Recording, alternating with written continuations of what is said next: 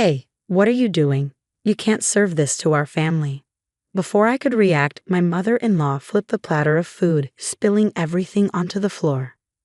Do you really expect anyone to eat this? Make it again, you useless. Unbelievable. But she made one big mistake.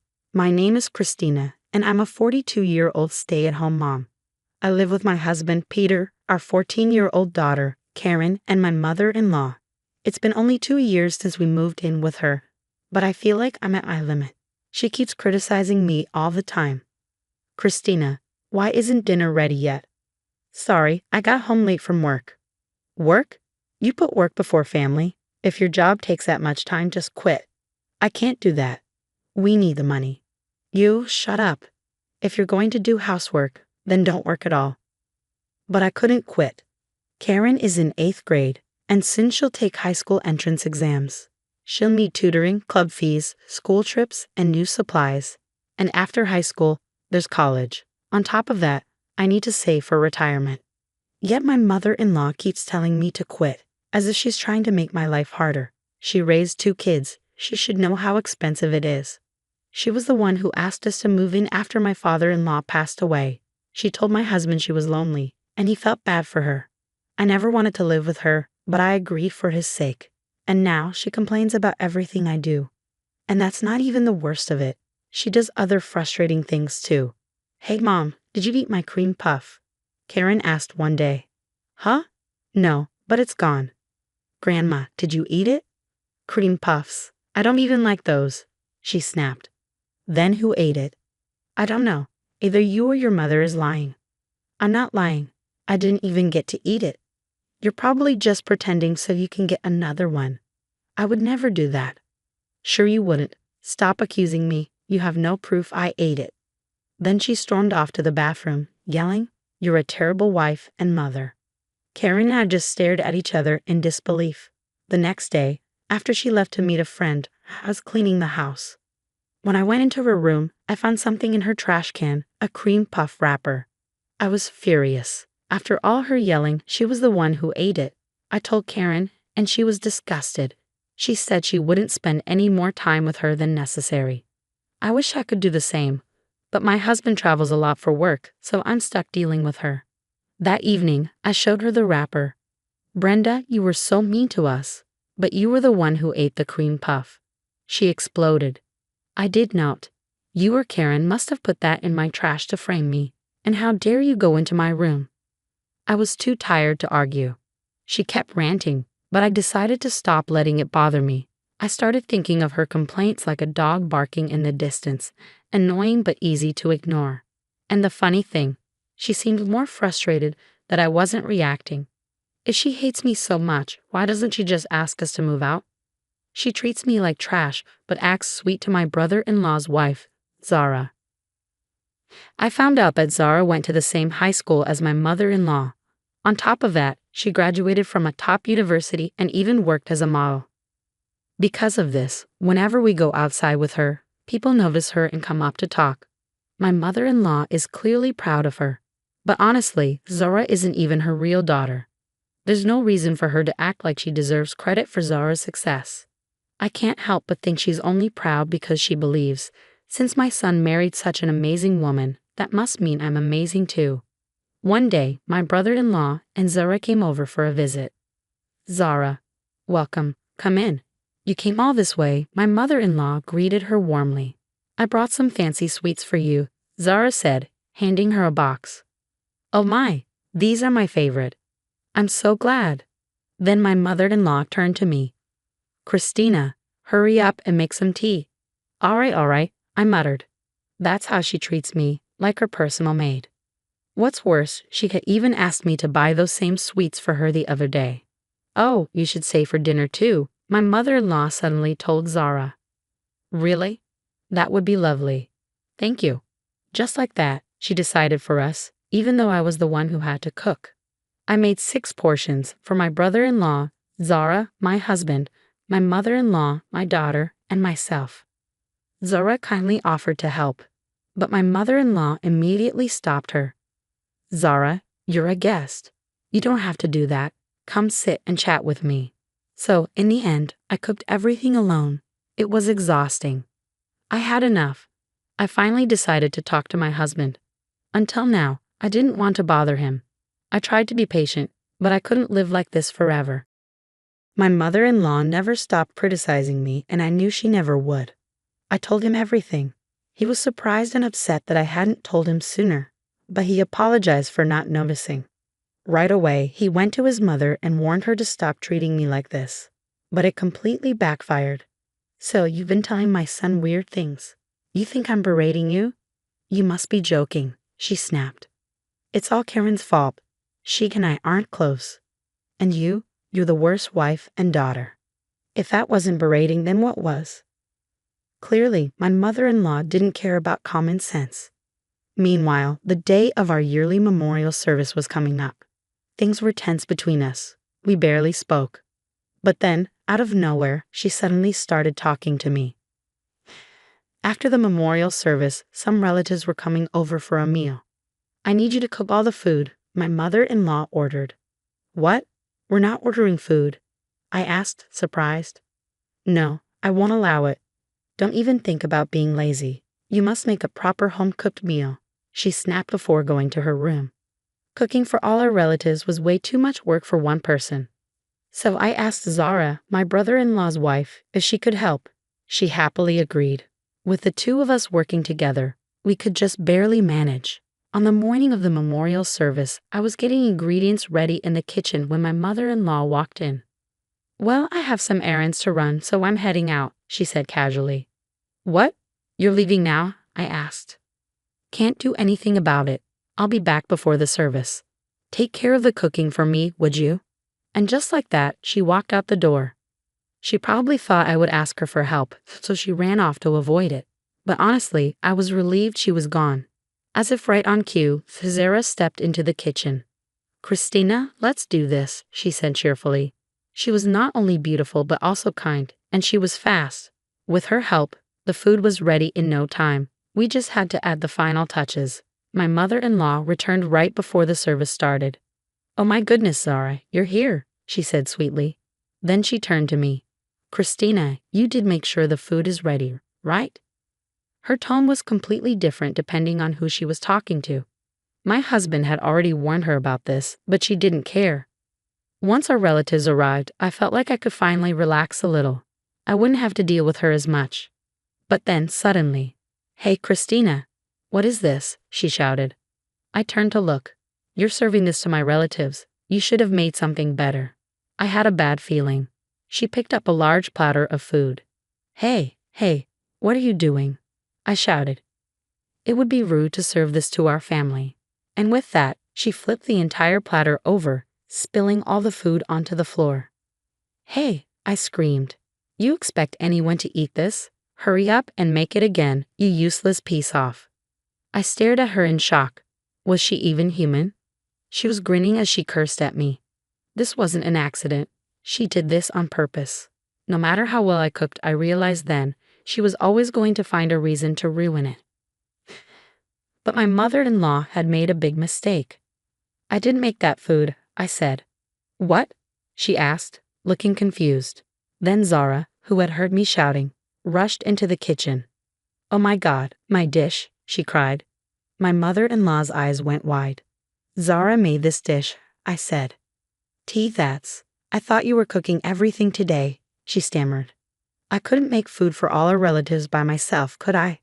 That's why I asked Zara for help. We worked together to prepare it, and you just deliberately knocked it onto the floor. Zara gasped. Oh, Brenda, you did that on purpose? That's awful. Why would you do something so mean? Oh no, I just thought Christina had made it. My mother-in-law stuttered. So if Christina made it, you would have thrown it on the floor? Zara asked. At that moment, Peter, my husband, arrived. My brother-in-law, hearing the commotion, also came over. I warned you to stop bullying my wife, Peter said angrily. And you still did this. Mom, what's going on? My brother-in-law asked, frowning. You've been treating Christina like this? That's disgusting. No, you're misunderstanding. My mother-in-law protested. You thought I made the food, I said. But it was actually Zara's. And you threw it on the floor. What? Mom, is that true? My brother-in-law demanded. It was an accident. The platter just slipped from my hands. She tried to explain. But then my daughter stepped forward. I have proof that Granny did it on purpose. What? My mother-in-law gasped. My daughter pulled out her phone and played a video. On the screen, my mother-in-law was clearly shown yelling at me, picking up the platter, and dropping it on the floor. It was recorded perfectly. When did you record this? I asked. When Granny called you over, I had a bad feeling, my daughter replied. Mom, you can't talk your way out of this, my brother-in-law said. Everyone, Zara, my husband, my daughter, and my brother-in-law, stared at her. Her face turned pale. She hung her head. When this gathering is over, we're leaving, Peter said. After that, you can live on your own. Oh no, you're abandoning me, she cried. You brought this on yourself, Peter said firmly. Then Zara turned to her. Brenda, if you like, you can live with me. Absolutely not. I don't want to live with someone who throws food on the floor and treats others horribly. Zara snapped. And just like that, it was over. I'll let you and Zara be alone during the day, my mother-in-law said, trying to act like she was in control. But my husband shook his head. No. First, you're cleaning up the mess you made. We're starting the memorial service now. With that, we left her behind. When our relatives asked where she was, my daughter showed them the video. Everyone was shocked. Their expressions changed instantly. They all despised her. By the time my mother-in-law finally arrived, everyone gave her cold, silent stares. I think that's when she realized she had made a huge mistake. After the memorial service, she didn't come home. We ordered food delivery and made sure our older relatives had enough to eat. Without her there, the atmosphere was so much better. The next day, my mother-in-law returned home, dropped to her knees, and begged us for another chance. But there was no way we were going to let her stay. In the 2 years I had lived with her, she had never once been kind to me. I couldn't imagine how anyone could be so cruel for so long. My husband and daughter agreed. We ignored her pleas, packed our things, and moved out. My brother-in-law and Zara had already cut ties with her, blocking her on everything. We did the same. She was completely shut out, not just by us, but by all the relatives. No one invited her to family gatherings anymore. I have no idea what she's doing now. I assume she's living alone, lonely, and regretting everything. But that's her own fault. As for us, we're happy in our new home. My husband never doubted me, and I was grateful that he stood by my side. With him, I know we can handle anything. Together, we'll continue to support our daughter and create a joyful, loving home. People who deliberately ruin food and treat others badly deserve to be left behind. It's strange how my mother-in-law turned out like that when her 2 sons are kind and normal. Well, in the end, everyone abandoned her. And honestly, it felt good to see her face when she realized it. I hope Christina lives happily ever after with her wonderful husband and smart daughter. Thank you for reading. Please subscribe to our channel. I hope to see you in the next video. Jay stepped out of the restaurant, his coat wide open despite the February chill. He didn't seem to feel the cold. He just wanted to be in the warmth and solitude of his car. There, it was quiet and empty, away from the prying eyes of people, curious, sympathetic, and attentive. Jay opened the door of his new gleaming car and sank into the driver's seat. He had recently picked up this car from the dealership and was as excited as a child. Sheila had even joked about his enthusiasm, saying he must have missed out on playing with toy cars as a kid. Jay imagined them driving this car to the seaside in the spring. Back then, Jay was sure his wife would recover. He didn't doubt it for a moment. What could be seriously wrong with a young, healthy woman? How naive and carefree he had been.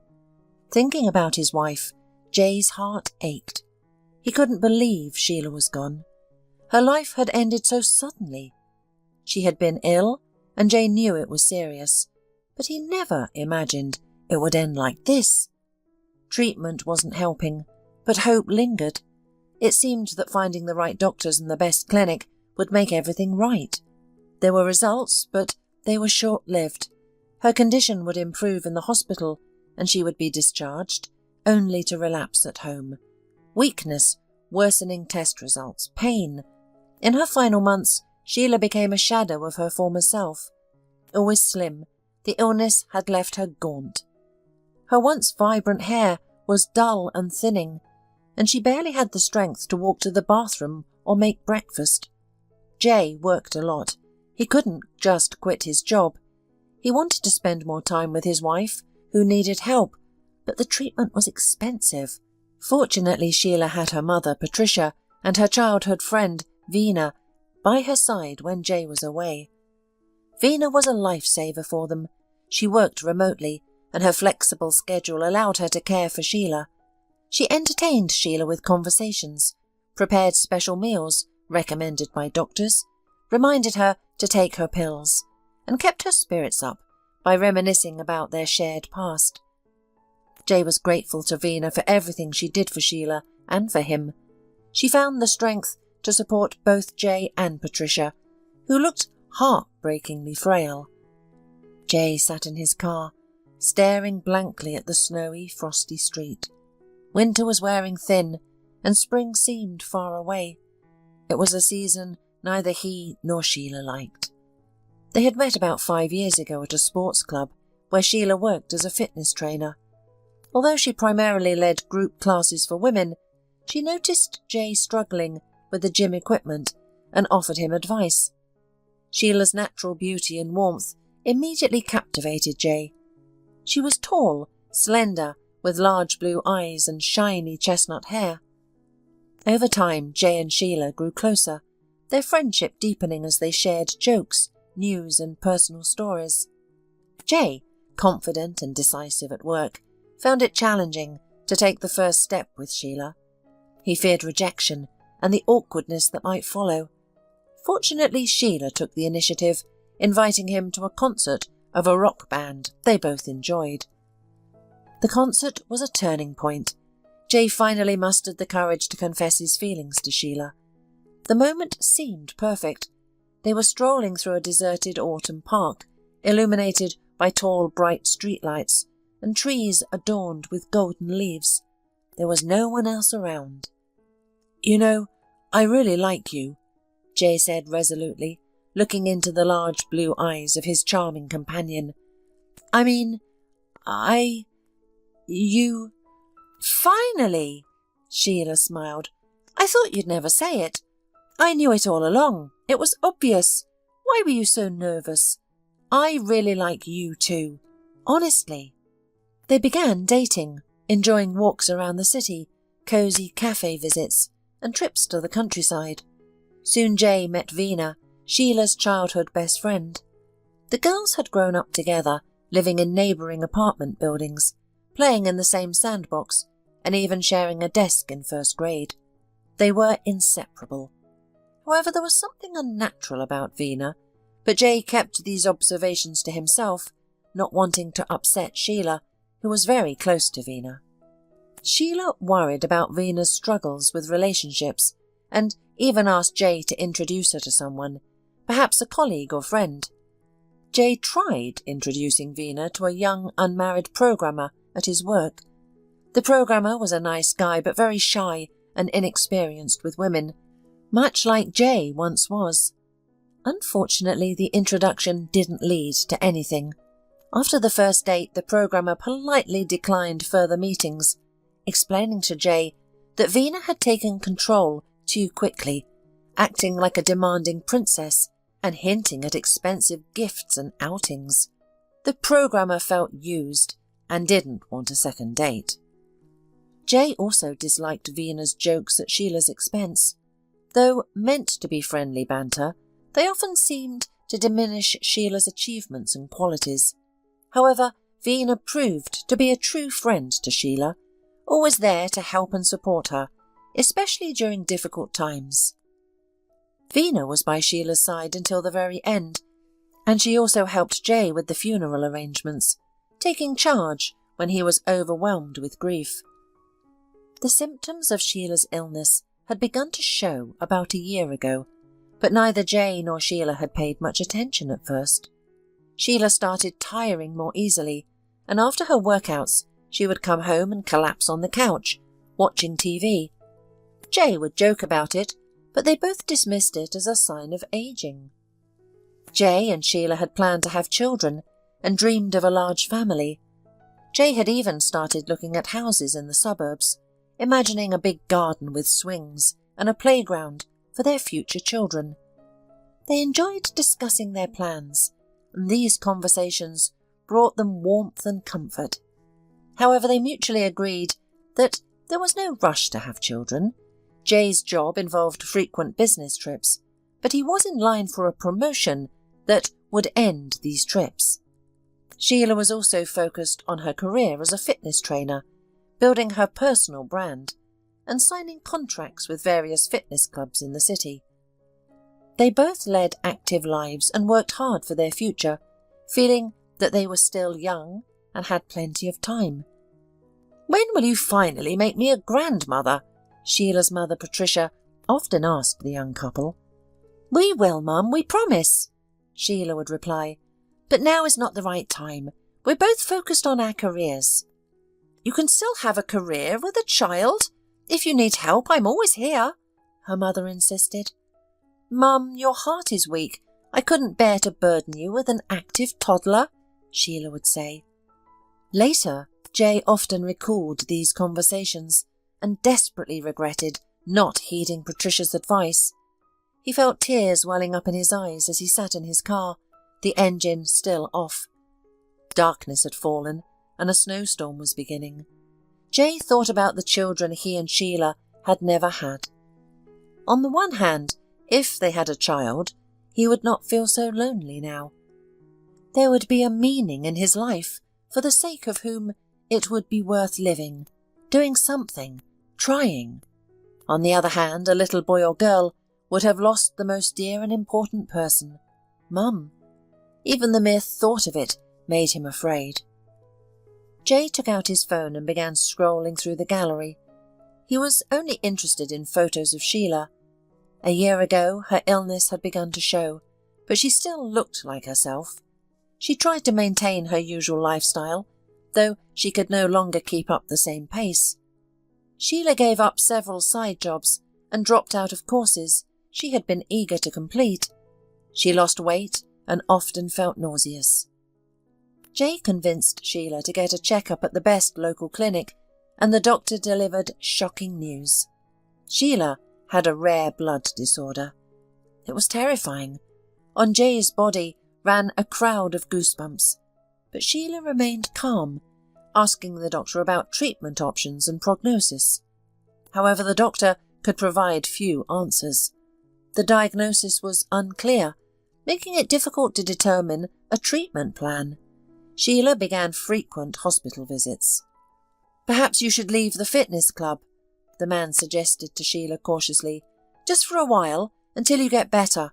You can catch up later." Jay was prepared for his wife's objections, for a heated argument. He knew how much Sheila loved her job. She had admitted more than once that she couldn't live without sports. "But yes, you're right. That would be for the best. I've been feeling unusually tired lately," Sheila agreed, surprisingly easily. This worried Jay almost as much as her strange undiagnosed condition. Her sudden compliance, the lack of energy and vitality, was alarming. And so the struggle began. Jay's parents called upon all their connections. Sheila was examined by renowned doctors across the country.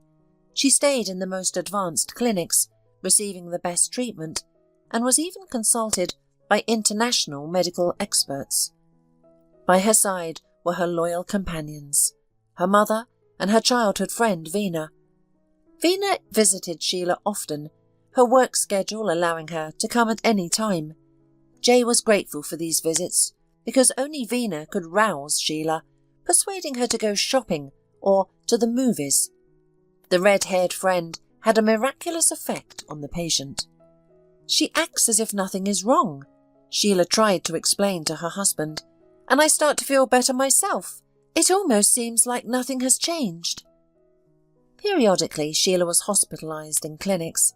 No one could give her a precise diagnosis. Standard treatments didn't help, and doctors experimented. What else could they do? The most interesting thing was that the treatment worked. In the hospital, her condition stabilised, her strength gradually returned, and she was discharged for home observation. The treatment continued, but sooner or later the illness always returned. Her test results worsened, and so did her condition. The doctors shrugged. They had no idea what was going on. They tried new treatment plans and cautiously rejoiced at the subsequent improvements, but then everything would return to square one. Time passed, and Sheila's condition worsened. Jay watched with a heavy heart as his beloved grew weaker, lost weight, and became a shadow of herself.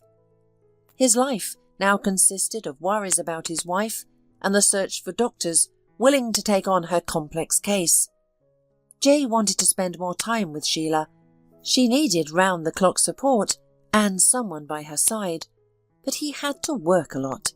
Quitting his job was not an option. Medical examinations and medications were expensive, and somehow he had to pay the hospital bills. Fortunately, they had Veena. It was Veena, not Patricia, who became Sheila's main helper in this difficult situation. Patricia herself was in a terrible state due to what was happening to her daughter. The elderly woman's heart couldn't take it. She often had to be hospitalized. The stress exacerbated her chronic illness. At first, Jay wanted to hire a nurse, but Veena stopped him. Can you imagine how Sheila would feel with a stranger? Besides, nurses are hired for elderly women or severely disabled people. I don't want my friend to feel like that, Veena said. Jay couldn't disagree with her. Then he offered Veena money, but she firmly refused. Are you crazy? What's wrong with that? You're caring for a seriously ill person. You're spending your time on Sheila. You should be compensated for that, Jay argued. She's my friend. We grew up together. We're like sisters, even closer than sisters. What money? It's not hard for me to sit with Sheila, especially since my work allows it, Veena replied. Jay didn't insist. He knew that Veena didn't earn much and probably needed the money, but she wouldn't take it for helping her friend. On that last evening, Veena and Jay were drinking tea in the kitchen. Jay had stayed late at work and returned later than agreed, but Veena didn't show any sign of displeasure, either with a look or a word. They often had dinner together like this. They talked about Sheila and other things. Being with Veena made Jay feel like everything would be okay. She infected him with her optimism and faith in a happy outcome. Veena often said, "When Sheila gets better." She said it as if she didn't doubt for a moment that it would be so. On that evening, even Veena looked unusually sad and bewildered. Sheila felt terrible all day. I even called an ambulance. The doctors suggested hospitalizing her, but I refused, Veena said. You did the right thing, Jay agreed. He knew that the local hospitals wouldn't be able to help Sheila. Besides, in 3 days, she'll be transported to the capital by a special vehicle. They're ready to receive her there. To the capital? You're talking about this again? Do you think it's a good idea to put her through such stress? Sheila needs peace right now, not more worry, Veena argued. I can't just sit and do nothing, Jay said, shaking his head. He didn't know what was best, but he had high hopes for the doctor there, who was interested in Sheila's case and was already developing a personalised treatment plan. Other doctors had given up on Sheila, shrugging their shoulders and admitting their helplessness. Well, the decision is yours and Sheila's, Veena said, with a smile as she left. Maybe they really can help her there. Who knows? I'll support you and help in any way I can. But Jay's hopes did not come true. That evening he sat by his wife's bed for a long time, holding her thin hand and stroking her hair. She was already asleep. Get well, please get well, Jay whispered in her ear, not knowing if she could hear him. As soon as you feel better, we'll go to Greece, to your favourite hotel. You'll wear a white swimsuit, get a tan. We'll be happy and at peace there. That evening, Jay fell asleep unusually quickly. Heavy thoughts did not bother him. Maybe he was just too tired. In the morning, as always, Jay went to check on his wife first thing. There was a sense of anxiety. Usually Sheila woke up at night, asked for water or suffered from pain, and then Jay would give her a shot. But this time, there was silence.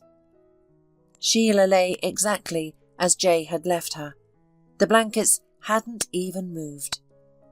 His heart stopped in anxious anticipation. Jay realized the terrible truth even before he touched his wife and felt the icy cold. The worst had happened. Everything that followed felt like a dream. For some reason, Jay called Veena first. She rushed over, took one look at Sheila, cried out and burst into loud sobs. Jay sat in the kitchen, smoking cigarette after cigarette. His mind refused to accept the terrible truth. Seeing Jay's state, Veena quickly pulled herself together, made the necessary calls, and began her bustling activity. It was Veena who organised the funeral. Neither Jay nor Patricia were capable of it in their state of shock and stupor. And now Jay sat here, near the restaurant where Sheila's memorial service had just taken place. It had been a difficult day. Jay had held back his tears and sobs all this time. The man decided he would not go home today. No, everything there reminded him of the tragedy. It would be better to go to a hotel, rent a room for a couple of days, and then, when Jay came to his senses, he would return home and decide what to do with his beloved's belongings. Jay finally started the engine. Suddenly, he felt hungry. He hadn't been able to eat a single bite at the memorial lunch, which was understandable. What was strange was that he could feel hunger at all in such a situation, but his stomach growled insistently. Jay parked at the square and headed towards a kiosk selling burgers, surprised at himself. Suddenly he felt someone's gaze on him. He turned and met eyes as black as the night itself. It was a young gypsy woman. "Help me, please, with whatever you can. My child is waiting at home hungry," the gypsy began her plea. Whether this young lady had a hungry child, Jay didn't even want to think about it. In any case, the girl needed money, since she was asking for it. Why not help? Jay reached into his pocket and handed the gypsy several large bills. "Is this all for me?" "Yes," Jay nodded. "You need money. I have it. What's the problem?" The gypsy smiled enchantingly and hid the money in her waist pouch. "Thank you." Jay nodded and was about to walk away, but the gypsy held him by the sleeve of his jacket. Wait, don't rush. I see trouble has befallen you. Serious trouble. You've lost someone." These words made Jay stop. "You've lost someone dear to you, a wife or a girlfriend, someone you loved and still love so much." The woman's face suddenly took on a sympathetic expression. "How do you know this about me?" Jay asked roughly, shaking the gypsy's hand off his shoulder. "I'm a fortune teller," the girl replied, unperturbed. "My grandmother passed her gift to me. I see you don't believe me, but that doesn't matter. Would you like me to tell your fortune? You gave me so much money. I want to help you in return. I see that something is not right in your story." The gypsy began to gaze intently into Jay's face. The man couldn't look away from her incredibly black eyes. They seemed to draw him in, to enchant him. Suddenly, his mind was empty of thoughts. His heart felt light and pleasant, as if the heavy day and all the sorrows that preceded it had never happened. The rest of the world ceased to exist for Jay. Before him were only two deep black pools, the eyes of the young gypsy. How long did this strange state last? Jay tried to understand later, but couldn't. Maybe a few seconds, maybe several minutes. Then suddenly the gypsy abruptly looked away, and everything returned.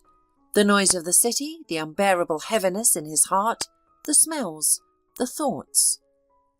So much pain, the girl finally said, shaking her head. So much pain and despair. I saw the strong bond between you. Now it's being torn apart. That's painful, of course. It's very painful. The girl sighed. But I can see that you don't believe me. All right. Would you like me to tell you what you promised your beloved on her last evening? You promised to take her on a trip to Greece as soon as she recovered. Jay shuddered. He suddenly remembered clearly. Now he was sat by the already sleeping Sheila's bedside, whispering promises of a trip to the sea, urging her to get better soon. No one could have known this. What? What happened to her? The truth won't be easy to hear, the woman sighed. But you need to know because you might be in danger too. I must help you. You're a good person, generous and kind. I'll tell you everything. Are you ready? Jay wasn't sure if he was ready, but he nodded anyway. It was someone close to your beloved, very close, a woman she trusted. She led your beloved to the grave intentionally. I saw a lot of dark envy, so dark it's frightening. I rarely encounter such darkness in people. Red hair. This young woman has red hair. Veena, Jay whispered with horror and disbelief. I can't see names. The gypsy shook her head. Red hair, young, attractive, very malicious and envious. Bad energy. She did something that made your beloved ill. She did it constantly, and she had the opportunity because she was always by her side. Thank you, Jay said, pulling another large bill from his wallet and handing it to the girl. She nodded gratefully, accepting the payment she hadn't expected. Jay turned and walked resolutely back to his car. He had changed his mind about staying at the hotel. He needed to go home and find evidence, and he already had an idea of how to do it. Home without Sheila felt empty, quiet and dark.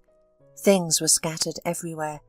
The day before the funeral, Jay hadn't been in any state to keep things tidy. He headed straight to the kitchen, where a hidden camera was installed near the ceiling. Only he and Sheila knew about it.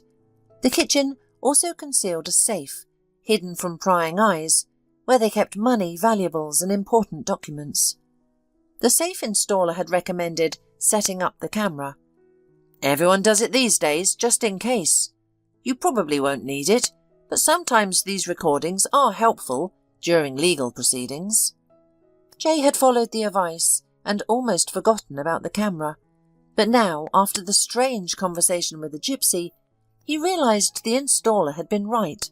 He needed those recordings. As Jay drove further from the meeting place with the gypsy, the encounter began to feel less real.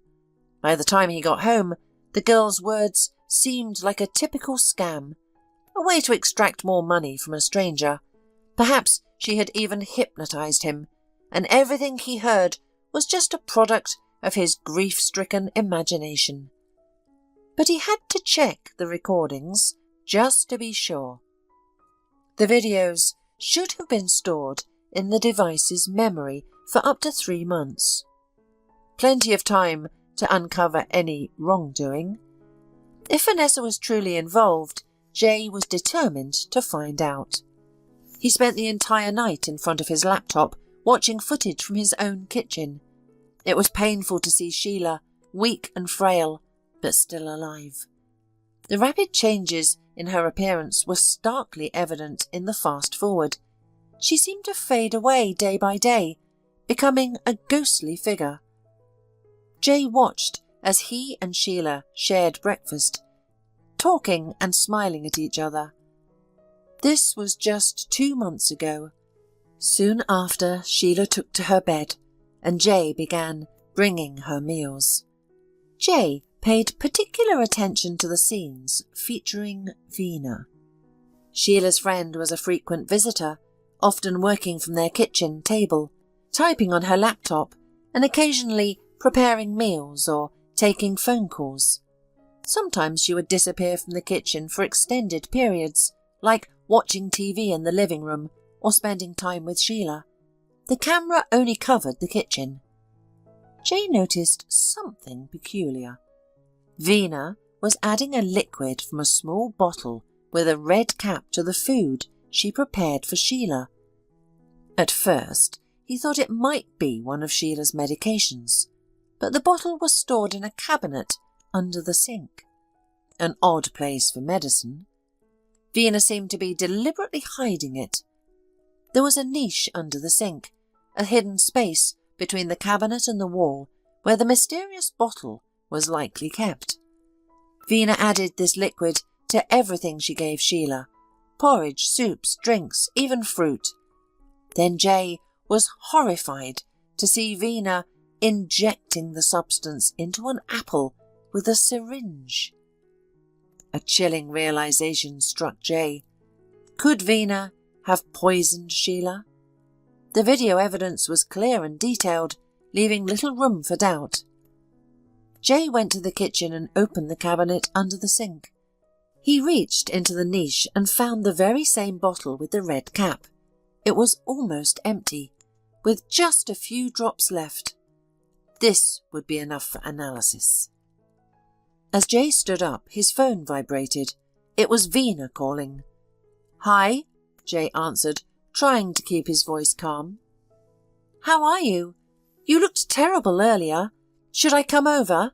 Do you need my help?" Veena was clearly trying to get into Jay's apartment, perhaps remembering the hidden bottle. "I'm fine," Jay said. "I'm already in bed. No, don't come over. We'll talk later." "All right, but if you need anything, remember, I'm here for you anytime." As soon as Jay hung up, he searched his phone for the number of an old classmate who now worked at the police. He needed advice on where to take his evidence and suspicions, and how to start an investigation.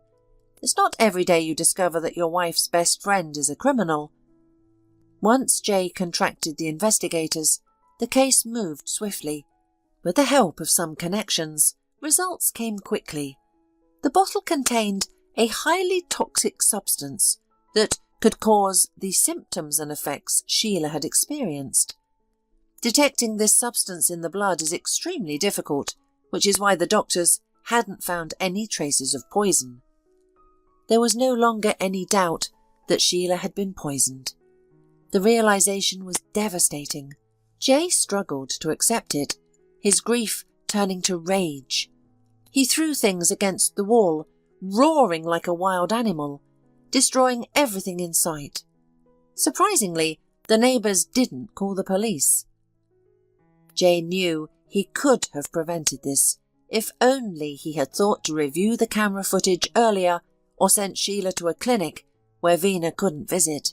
His wife might still be alive. Sheila always improved when away from home, where Veena couldn't tamper with her food. Jay berated himself for not making the connection sooner. The signs had been there all along, but he had been blind to them.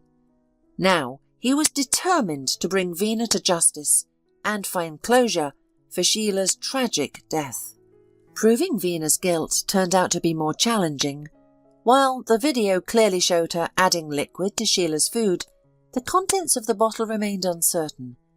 The presumption of innocence still held, and Veena's fingerprints on the bottle were not conclusive evidence, as Jay's were also present.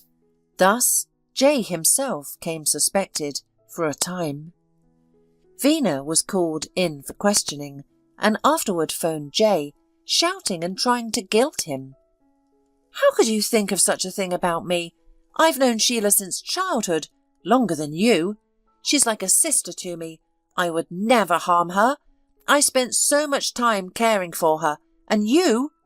I saw you adding that liquid to her food with my own eyes," Jay retorted. Jay was relieved that Veena lived on the other side of the city. He felt capable of harming her for what she had done. However, he couldn't risk going to prison.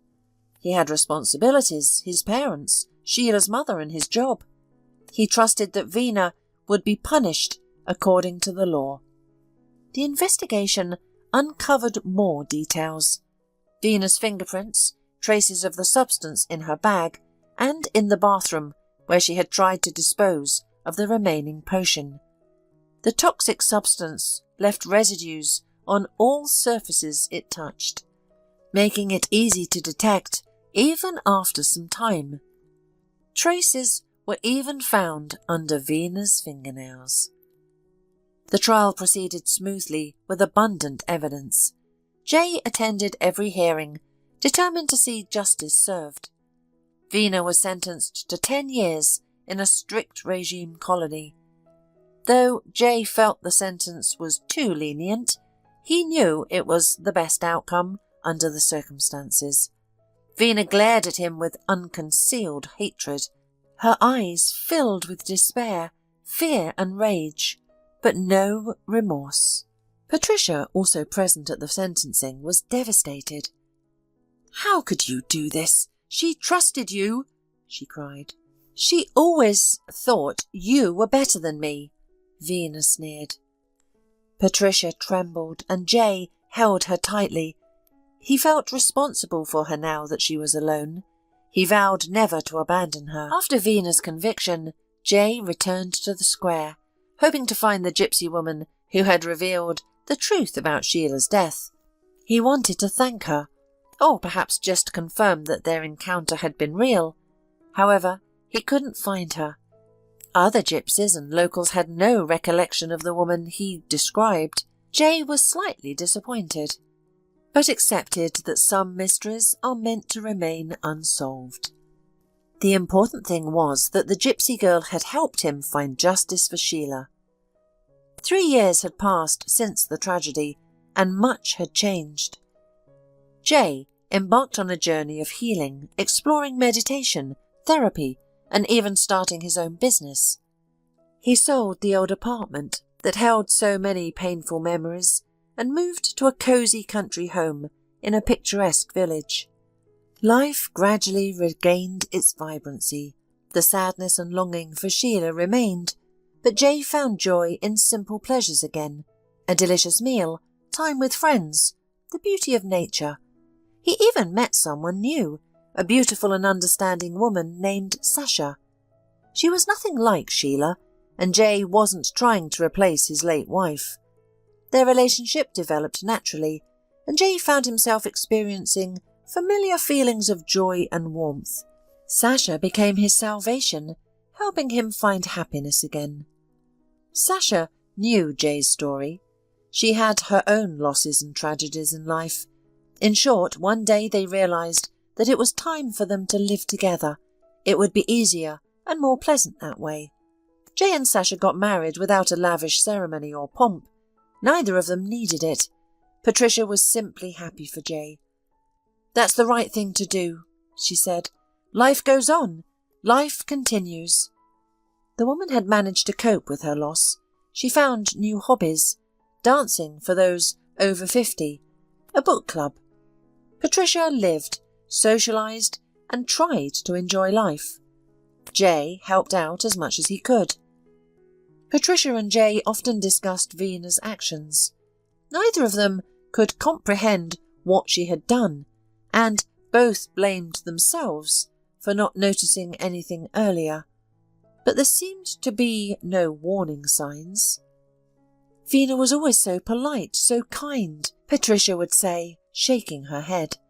"She looked you in the eye, smiled, offered help. Her parents were both drinkers, especially her father. They didn't care about their daughter. It wasn't a marginal family, but still not entirely stable. I felt sorry for Veena, took her in, gave her some of Sheila's old clothes. Veena often went to school in old and dirty skirts and blouses, and she was so grateful, saying thank you 100 times it was almost uncomfortable. She and Sheila were inseparable their whole lives. What happened?" Jay would shake his head and hesitate to share his own thoughts with Patricia. He too was tormented by this question. Why? Sheila had always been so kind and warm to her friend. helping her out with money when needed, rushing to her aid at the first call, comforting and supporting her when Veena faced difficulties, and genuinely rejoicing in her friend's successes. It seemed that having such a kind and loyal person by your side was a gift from fate and a great rarity. So why did it happen? Perhaps there was something they didn't know, some dark secret. These thoughts haunted them, and eventually, 3 years after the tragedy, he decided to visit Veena in prison. He was immediately warned that Veena was not in the best condition. She had contracted tuberculosis from one of her cellmates. The treatment was long and grueling.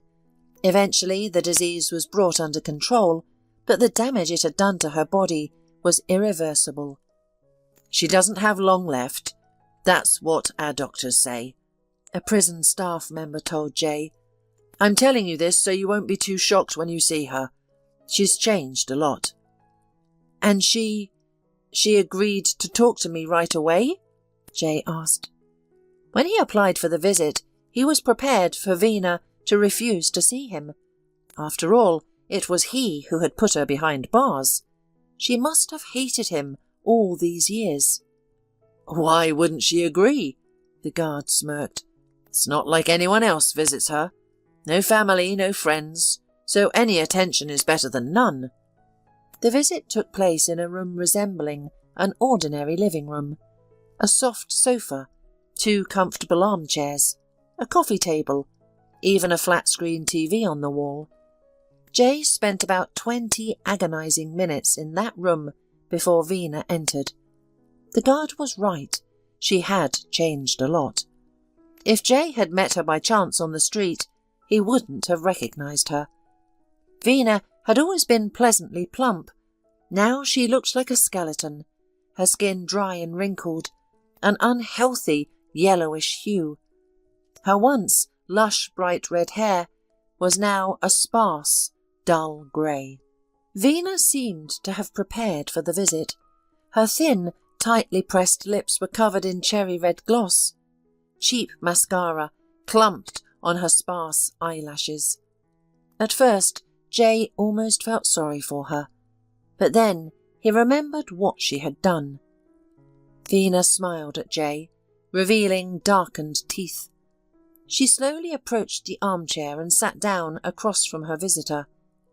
Jay looked at Veena and didn't know how to start the conversation. The words he had planned seemed to have vanished from his mind. He had prepared for this meeting, had questions and phrases ready, but Veena's appearance had thrown him off. "See what I've become?" Veena said sadly, a hint of a smile on her lips. She looked at Jay, without anger or resentment. He had expected her to lash out at him with accusations, but she didn't. Instead, she seemed to be seeking his approval, looking into his eyes pleadingly, trying to evoke sympathy. It was strange. "I know about your illness," Jay finally said. "They say I don't have long left." "Now do you understand how Sheila felt?" The words slipped from Jay's lips before he could think them through. Veena slowly shook her head, and a spark of malice lit up her sunken eyes, strangely animating her gaunt face. "Sheila." Veena spat out the name with so much hatred and disdain. "She ruined my whole life, tormented me since childhood, from the very beginning." "Do you know why I came to see you?" Jay asked. "It's not difficult to guess. I'm surprised it didn't happen sooner. I even expected you much sooner. You want to know why I did it?" Jay briefly nodded. He was doing his best to hold back from saying anything hurtful to Veena. Countless times alone at home, he had shouted at her, shouted at the woman who couldn't hear him because she was far away, in prison, in another city. Jay had called her the worst names, and strangely, it had made him feel better. But now, Now he couldn't let his emotions get the better of him. Veena had to talk. She had to explain herself. Perhaps she needed this too. "Tell me everything," Jay said calmly. "I want to know everything. Everything." "She always thought she was better than me," Veena began. "We were supposed to be friends, but Veena, she acted like I was second-rate. I was taken for granted. And as a child, I accepted it as normal. She was the successful princess and beauty, and I was just an afterthought." Veena was born into a family that was far from prosperous. Her parents worked, but they weren't exactly marginal. However, both loved to drink. In the evenings their apartment was filled with large noisy groups of people. Vodka flowed freely, and toasts were made one after another. These gatherings often ended in heated arguments and fights, or, with guests and hosts, passed out all over the apartment. Her parents seemed to love and care for her, but they always economized when it came to their daughter. Veena never had nice new dresses or school bags. She was given the cheapest school supplies, and there was never enough money for school materials. So in some subjects, no matter how hard Veena tried, she couldn't do well. Surprisingly, her parents always found money for their drinking parties with friends. Once Veena asked them directly why they could afford to entertain but not properly equip her for school. "We are working people," her father explained, his voice trembling with righteous indignation. "We earn money, we feed you. We need to relax somehow, to relieve stress. Otherwise, we'll just die in this life." "Everyone grows up like this," her mother retorted. "Don't make things up, and don't play the victim. You know how strictly our parents punished us for the slightest misdeed. We don't even lay a finger on you. As for money, times are tough now. All children grow up like this. No one is particularly pampered." But Veena knew that not all children grew up like this. She didn't have to look far for an example. Sheila, her best friend and neighbour, was proof enough.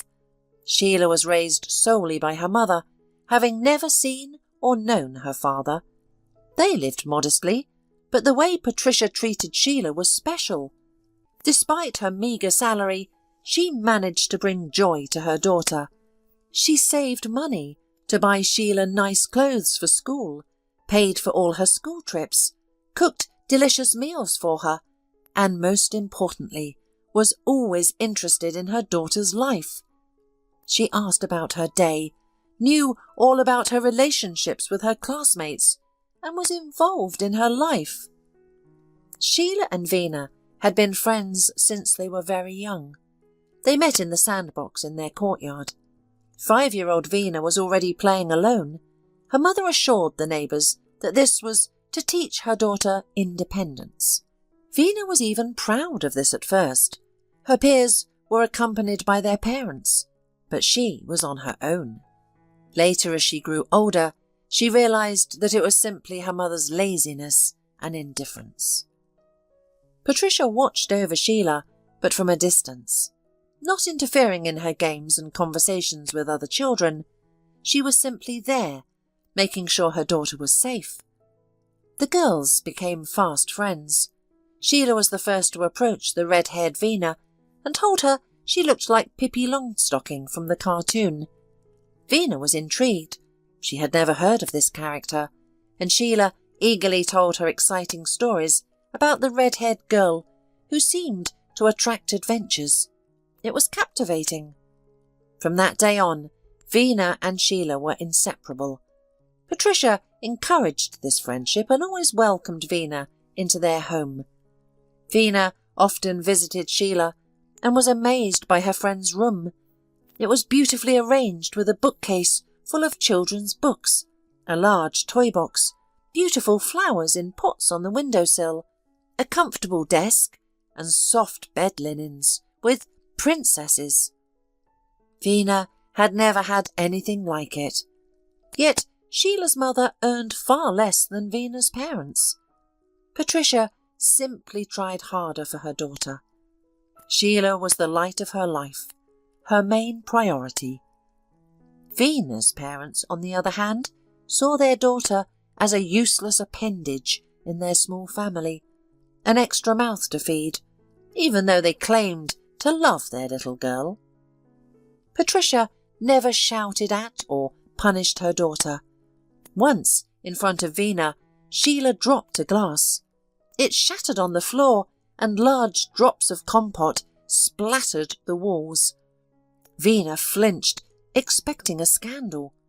At home she would have been in big trouble for something like that.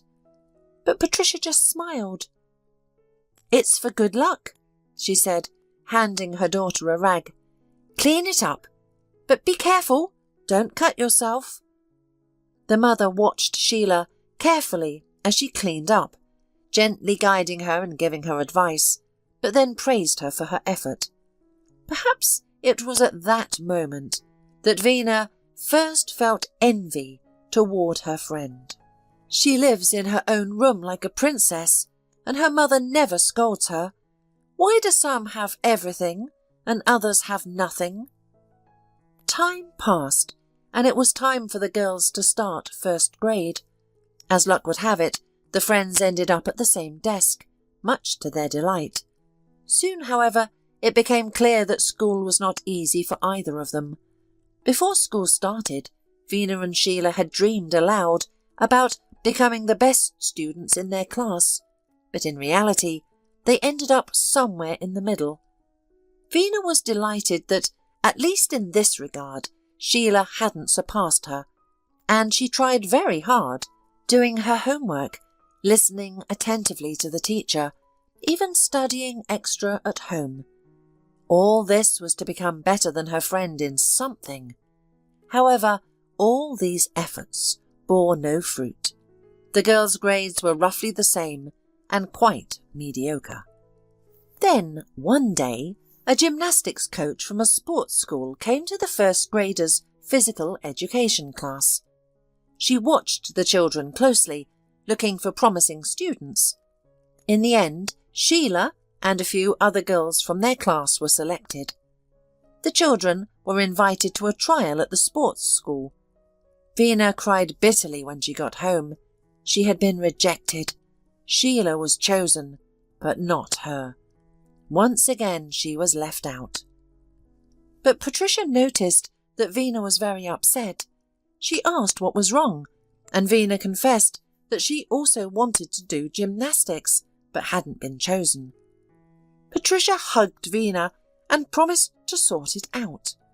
She felt sorry for her daughter's friend, perhaps understanding how hard it was for her with such parents.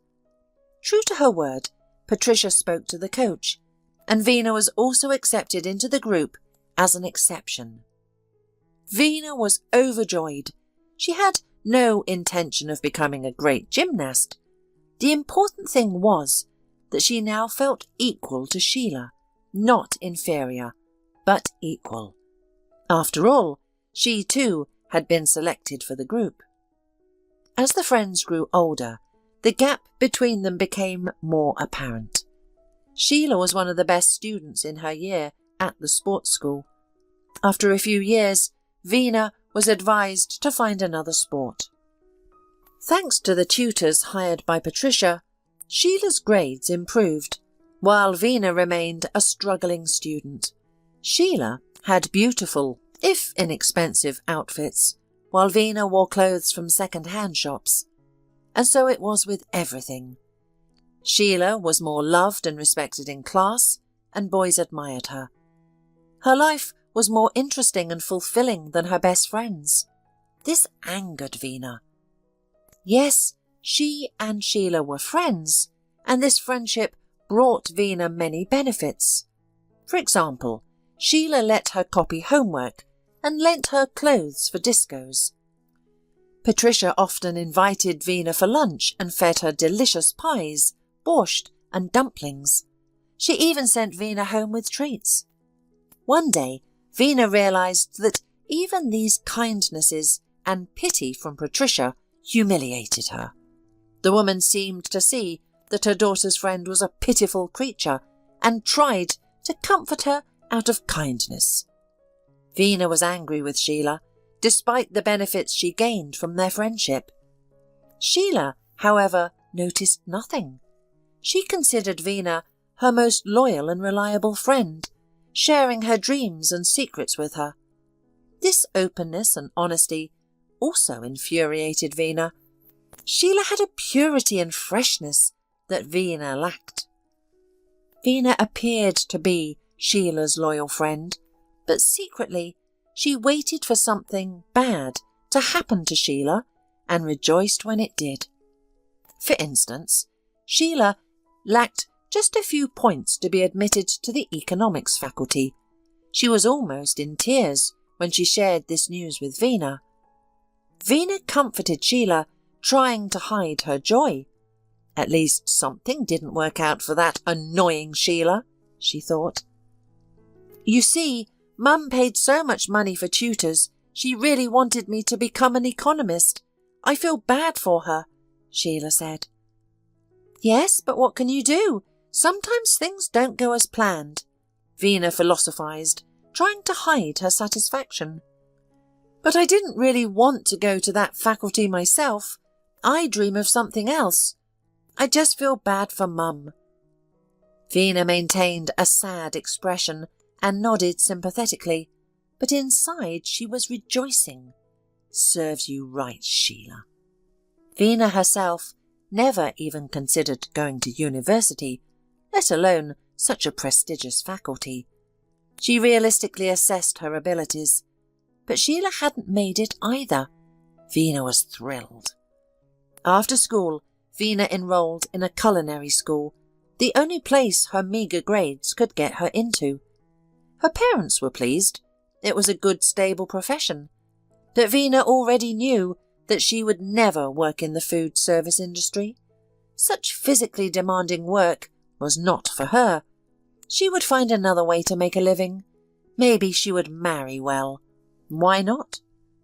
Sheila, on the other hand, ended up in a great place, which again caused Veena pain. Her friend enrolled in a physical education school. She had always loved sports and was excellent at it. After graduating, she didn't go to work in a school, but found a job in a fitness club. Soon, she had a good income and a loyal clientele who couldn't praise the young trainer enough. Veena was again consumed with envy, even crying into her pillow at night over the injustice. By then, she hated her friend, yet she couldn't bring herself to end the relationship. Perhaps that would have brought her relief, but Veena continued to play the role of a devoted friend. Veena also found acceptable work for herself, learning to fill out marketplace cards for money.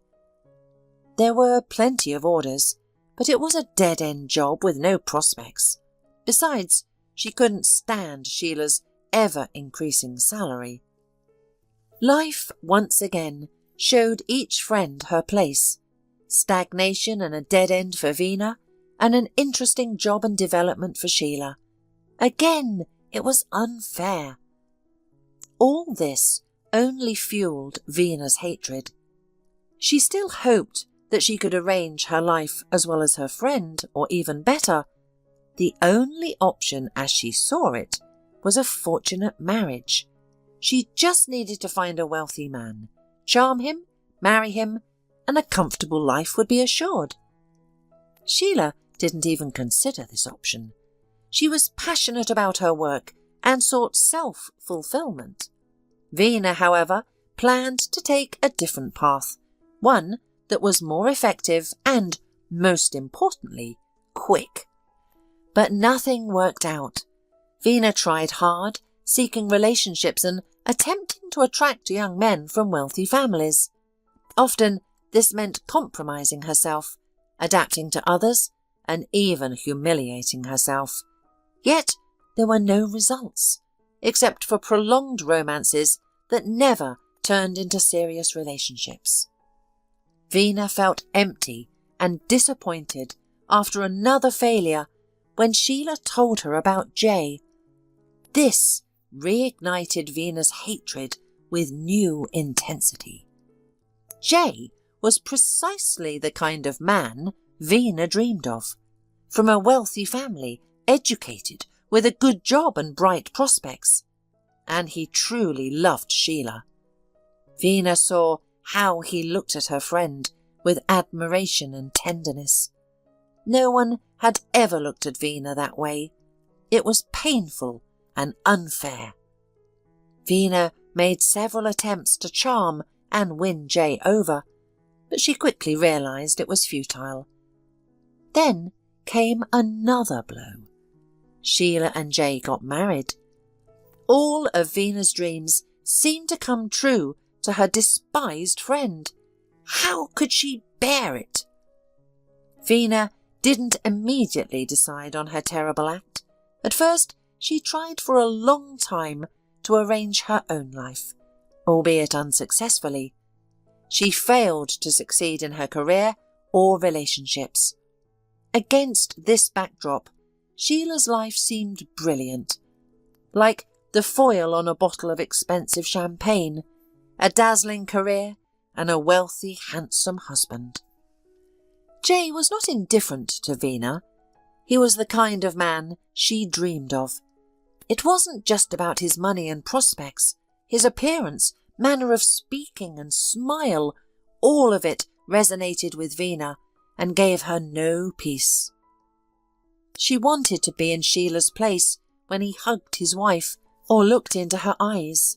Vena decided to act when Sheila confided in her that she and Jay were thinking about having children. This was the final straw for Vena. She simply couldn't bear it. The plan wasn't spontaneous. Vena spent a long time searching the internet for the most suitable way to eliminate her rival. She needed to do it in a way that wouldn't implicate her, and she found the perfect solution: poison. Vena found people who could make it. Their services were expensive, but Vena spared no expense for her dream. From then on, everything was simple. Sheila trusted her friend. They often met and had lunch together. The symptoms didn't appear immediately, and Vena thought she had been deceived and that the poison wasn't working. But then Sheila began to complain of feeling unwell. Vena still couldn't believe that everything was going according to plan, but Sheila's condition worsened day by day. Eventually Sheila was bedridden, and Vena had no more doubts. She was always by Sheila's side, supporting her while slowly poisoning her. Now Vena felt stronger and more beautiful, while Sheila faded away. There was no trace left of her success. When Sheila passed away, Vena felt immense relief. Now, the person she could never catch up to was gone. There were, of course, other women, more successful and beautiful than Vena, but they didn't bother her. They didn't touch the strings of her soul. Sheila was gone, and Jay was now free. Vena had a plan. She wanted to be Jay's support and comfort. She thought he would notice her during this difficult time, appreciate her, and they would be together. Without Sheila, everything should now fall into place for Vena. But something went wrong. There was an unexpected summons to the police, and charges were brought against her. Vena was terrified. She didn't want to end up behind bars, but she never regretted what she had done to Sheila. Now you know everything. Vena concluded her story. You sent your friend to her death out of envy? Jay still couldn't believe it. Could envy really be such a powerful emotion? Exactly, Vena confirmed with a smile. There was a gleam of triumph in that smile. Jay suddenly felt uncomfortable and frightened. Before him sat a monster who had done this out of envy. Sheila had died because she was more successful than her friend. It was unimaginable. "I think it's time for me to go," Jay said calmly and stood up from the sofa. "Wait! No one has visited me in all these years. Let's talk a little more. I'm going to die soon." But the man left the room, closing the door behind him. He had much to think about. Jay wanted to share what he had learned with Sasha, to discuss this heavy story with her. But Patricia, he would never tell her. It would be too great a burden for her. Let her continue to think that Venus simply went mad.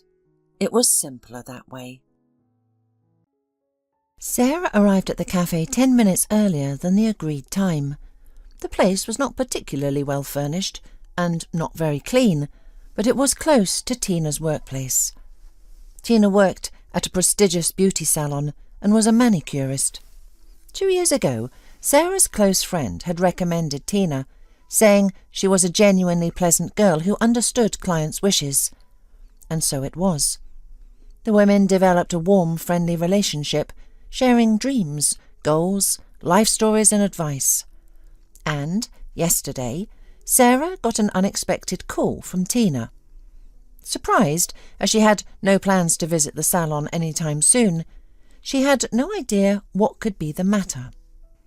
"Hi, Sarah, it's Tina. I need to talk to you about something important. It won't take long, but it's critical." "Can we discuss it over the phone? At least give me a hint." "No, it's not a phone conversation. Can we meet during my lunch break tomorrow?" "Well, sure." "Great, then let's meet at noon. I have a gap in my schedule then. I'll wait for you at the cafe on the corner, where we usually get our coffee to go." So, under the faded, artificial ivy, Tina waited for Sarah. "Have you been waiting long? I think I'm even a bit early." "No, just 10 minutes." Sarah smiled. "So, spill your secrets." Tina's gaze drifted somewhere behind the bar counter, and something in her expression told Sarah that the news was neither amusing nor trivial. A waiter approached, and they ordered double espressos. Tina seemed to force herself to perk up, adjusting her fluffy hair. "All right, no point in delaying. You remember I once told you that in our line of work we hear a lot of personal stuff from clients, and many of us become links in the gossip chain?" "Yes, Tina. I remember your principle of not gossiping about one client to another because you find it distasteful and to avoid trouble at work." "Exactly. Clients' lives are none of my business, and if it was someone else, I would have kept quiet. I'm not trying to be your friend, but we do have a good relationship, and I value that." "Tina, don't keep me in suspense," Sarah said with a smile. "I'm burning with curiosity." "So, 2 months ago, a new client started coming to me, a well-groomed blonde, around 28, dresses stylishly but a bit flashy. She often acts like a sweet, delicate creature, but I doubt she really is.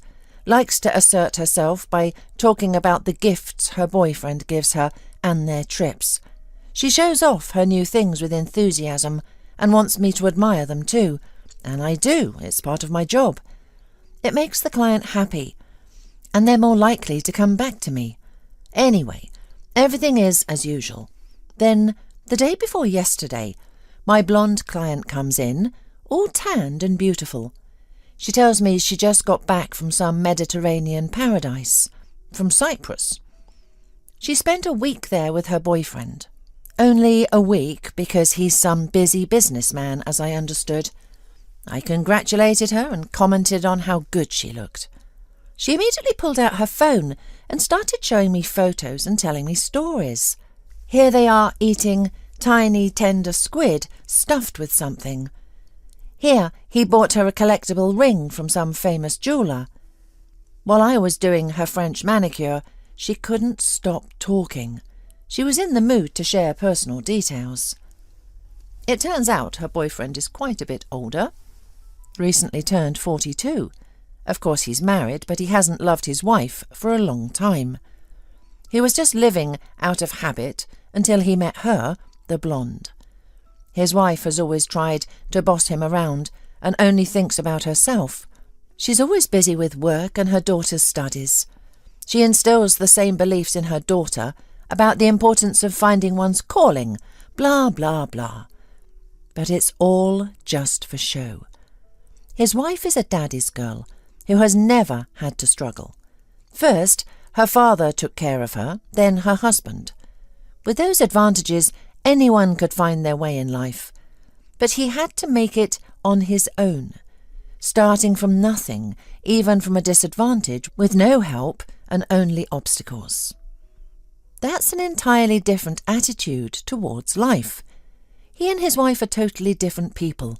Heather, the blonde, understood that, even without him saying it, just by seeing his apartment. He had brought her home several times while his wife was away. According to him, the most important thing was to receive warmth from a woman. He would provide everything else himself.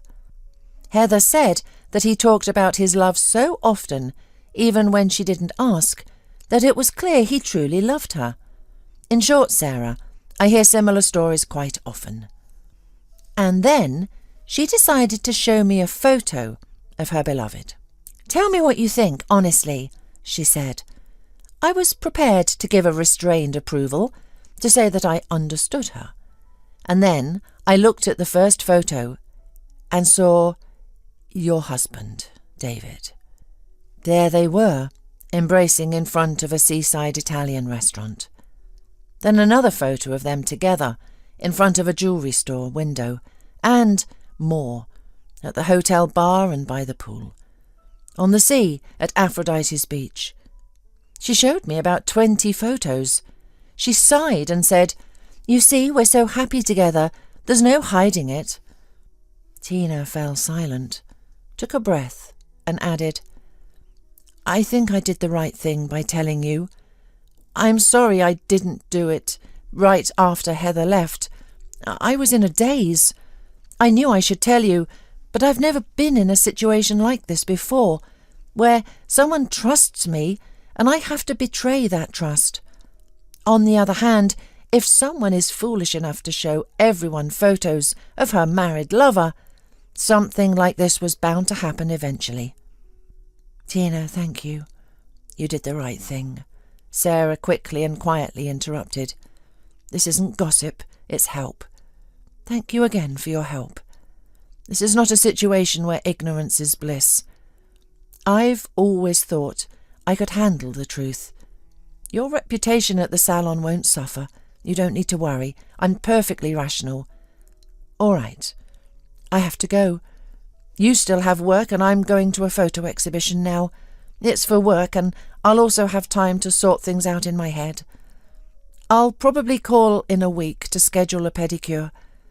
I just need to figure out my own schedule first. Bye for now, dear, and thank you very much." "Bye. Make sure you call," was all the astonished and bewildered Tina could say. She couldn't even understand if it was a good thing that Sarah was so composed. Most of Tina's acquaintances would have found a bag of insults for their husband and his mistress and rushed to confront them immediately. And no one would have even thought about Tina's reputation. From their first meeting, Tina had sensed that Sarah was an interesting and good person. It was because of clients like her that she loved her job. Sarah's grandma Nina, if she were alive, would have said, "I told you so." And Sarah couldn't remember a time when Grandma Nina had predicted a positive outcome. All the bold endeavours of her relatives and acquaintances, both professional and personal, were doomed to fail according to Grandma's strict standards. As soon as something went wrong, Grandma would appear out of thin air with her "I told you so." Her reaction was often harder to bear than the incident itself, so everyone tried to hide their mistakes from her until the last moment. When Sarah decided to marry David, Grandma was particularly distressed. "Is this how it's supposed to be?" she would exclaim, pacing the floor of the large room. "You've read too many silly books, about mésalliances and think a happy marriage can come from such a misunderstanding. I'm not saying you don't appeal to this, David. Compared to the girls from their district, you're quite impressive, I'm sure. But he's truly in love with the opportunities this marriage opens up for him. Not every guy from the neighbourhood, as they say, is so lucky. He sees clearly that your father will help his son-in-law. You grew up in a sheltered environment and have no idea how people like him fight for their lives from childhood. It's written all over his face and forehead that he's just using you to climb higher. Grandma, what's wrong with Dad helping David? David will work based on Dad's recommendation in his own field, which he studied at the university he got into on his own while working. Who cares about someone's background if they behave decently? All right. And when is your foolish wedding? We need to book a banquet hall in advance that won't be too cramped for the guests. A crowded venue ruins even the best organised banquet. Grandma, we're just renting a small cafe. We decided to invite only our closest people. Grandma Nina's indignation reached new heights. And what about our relatives? You're not inviting them? Weddings and funerals are occasions to gather the whole family. That's how it's done. Grandma, we're just having a small, tasteful wedding with close friends. A month after the modest and elegant wedding with close friends, when Sarah and David returned from their honeymoon, Grandma Nina, as usual, had come to terms with all the glaring breaches of order and tradition. But contrary to Sarah's hopes, she disliked him faithfully and devotedly until the end of her days. Grandma, you didn't live to see your triumph. I'd like to think you would have been more upset for me than happy about your foresight. And Mum didn't live to see it either. She would have sympathised, though there would have been a flood of tears. Sarah was on her third round of the exhibition, pausing at the photographs that helped her think. A conversation with David was inevitable. She had to endure it, just this once. But not in that apartment. She couldn't return there any time soon. She needed time for her disgust to subside. Tonight she would go to her father's and tell him everything, and then she would have to call her daughter Julia and tell her too. But it would be better to wait until Julia's exams were over. Just one more week. There are people who don't live out their own lives and won't let others live theirs either. They're the ones who came up with the idea that living for one's own pleasure is somehow shameful. But everyone wants it. It just doesn't work out for everyone. So that losers come up with nice excuses. But Heather wasn't like that. She wasn't going to obediently live like her mother, paycheck to paycheck, always saving, especially on herself. And to make her dreams come true, she chose a proven and easy way. Generous men. Her boyfriend Lewis was a musician. He played the electric and acoustic guitar beautifully. In their small, sleepy town, where there were few opportunities to make a decent living, his earnings were considered good. He and his DJ friend Arnie were hired for family and corporate parties. As a result, Lewis always had enough money to live on, and his girlfriend Heather could always count on interesting weekends, gifts, and financial help in various situations. But then Arnie did start letting Lewis down more often. Going on binges when they could have been making money. Lewis was nervous and shared his thoughts with Heather. "Heather, I think we've hit a dead end here. At first everything was fine with Arnie, but now I need to move on. I can't make enough money alone without a DJ, and Arnie doesn't care about anything anymore. He just wants to drink. It's pointless to talk to him. He looks at me like I'm his enemy. I wouldn't aim for the capital right away, but a state capital would be perfect. I've saved some money for the first few months. It's enough to rent an apartment for 6 months and live while I look for something. Come with me." Heather wasn't sure if Lewis was serious, but she hurried to answer just in case. Don't doubt it for a second. I'm sure my Lewis will succeed." Heather couldn't bear the thought of Lewis leaving alone. If he did, she would have to forget about him, and finding another guy like him in their town would be difficult.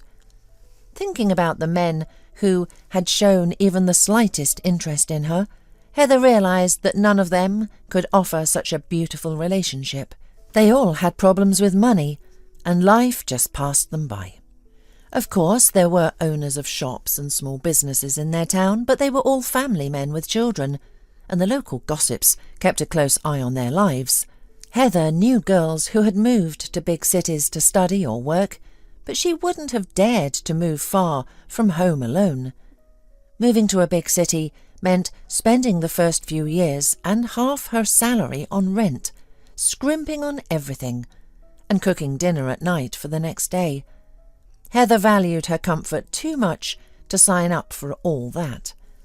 However, if she wasn't going alone, but with the caring Lewis, it might be a chance worth taking. And Lewis was serious.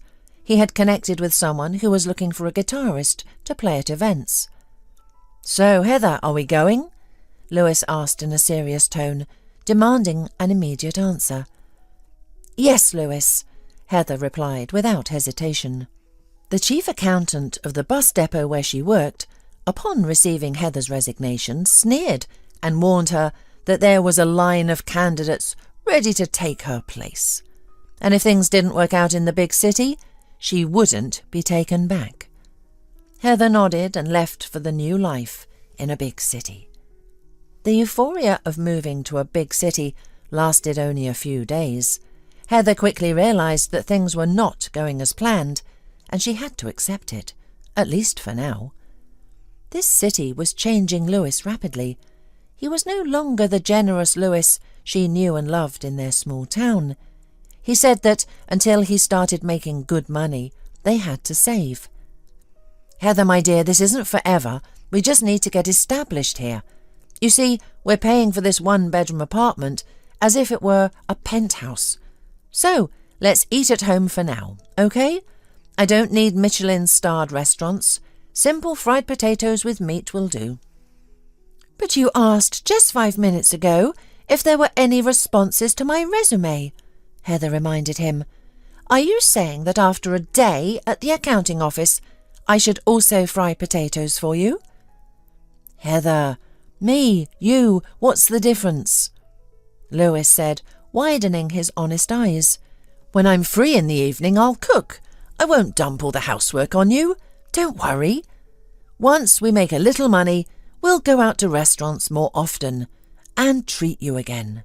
It soon became clear that the promised prosperity would take at least a couple of months. In reality, after 6 months, Heather could compile a long list of bitter warnings for inexperienced girls considering a similar move. She realized with dismay that her life was not improving. 5 days a week, she worked in the accounting department of a small manufacturing company and earned more than she did in her hometown. But the landlord raised the rent, and Lewis's earnings remained unstable. He had fallen out with the leader of the band he had come to join and was struggling to make it on his own, which filled Heather with quiet horror. They were growing increasingly distant. He was no longer tender and attentive, no longer cooed at her, and would stand at the stove frying potatoes or eggs with a sullen expression. Heather tried to have lunch at an inexpensive cafe in the business centre, where she worked, and skipped dinner to avoid cooking. She felt that something needed to change, but she had no idea how. She was used to relying more on luck than on herself. Fortunately, luck smiled on her soon enough. She finally met the man she had been eyeing for a while and managed to impress him with her gentle demeanour. Her new hero worked in the same large business centre in the city centre as she did. He drove a not too new but decent car. He was probably in his 40s or a bit older, certainly not an ordinary manager. Those wore suits that subtly resembled neat uniforms, but this man dressed stylishly, with interesting accessories, and clearly spent money on his appearance. Noticing and appreciating him, Heather decided to have a try. She stopped getting coffee from the cheap cafe where she had had her business lunch and started frequenting the stylish cafe he visited. Soon, the pleasant stranger began to recognize the familiar, beautiful face at the table by the column and would nod at her when he saw her in the cafe. Before long, he developed the habit of looking in the direction of that table as soon as he entered. To avoid getting her hopes up too soon, Heather decided to test her theory. She changed her usual spot and chose a different table in a dark corner. Her joy knew no bounds when she saw the man looking around in confusion, and when he spotted her, he couldn't hide his broad smile.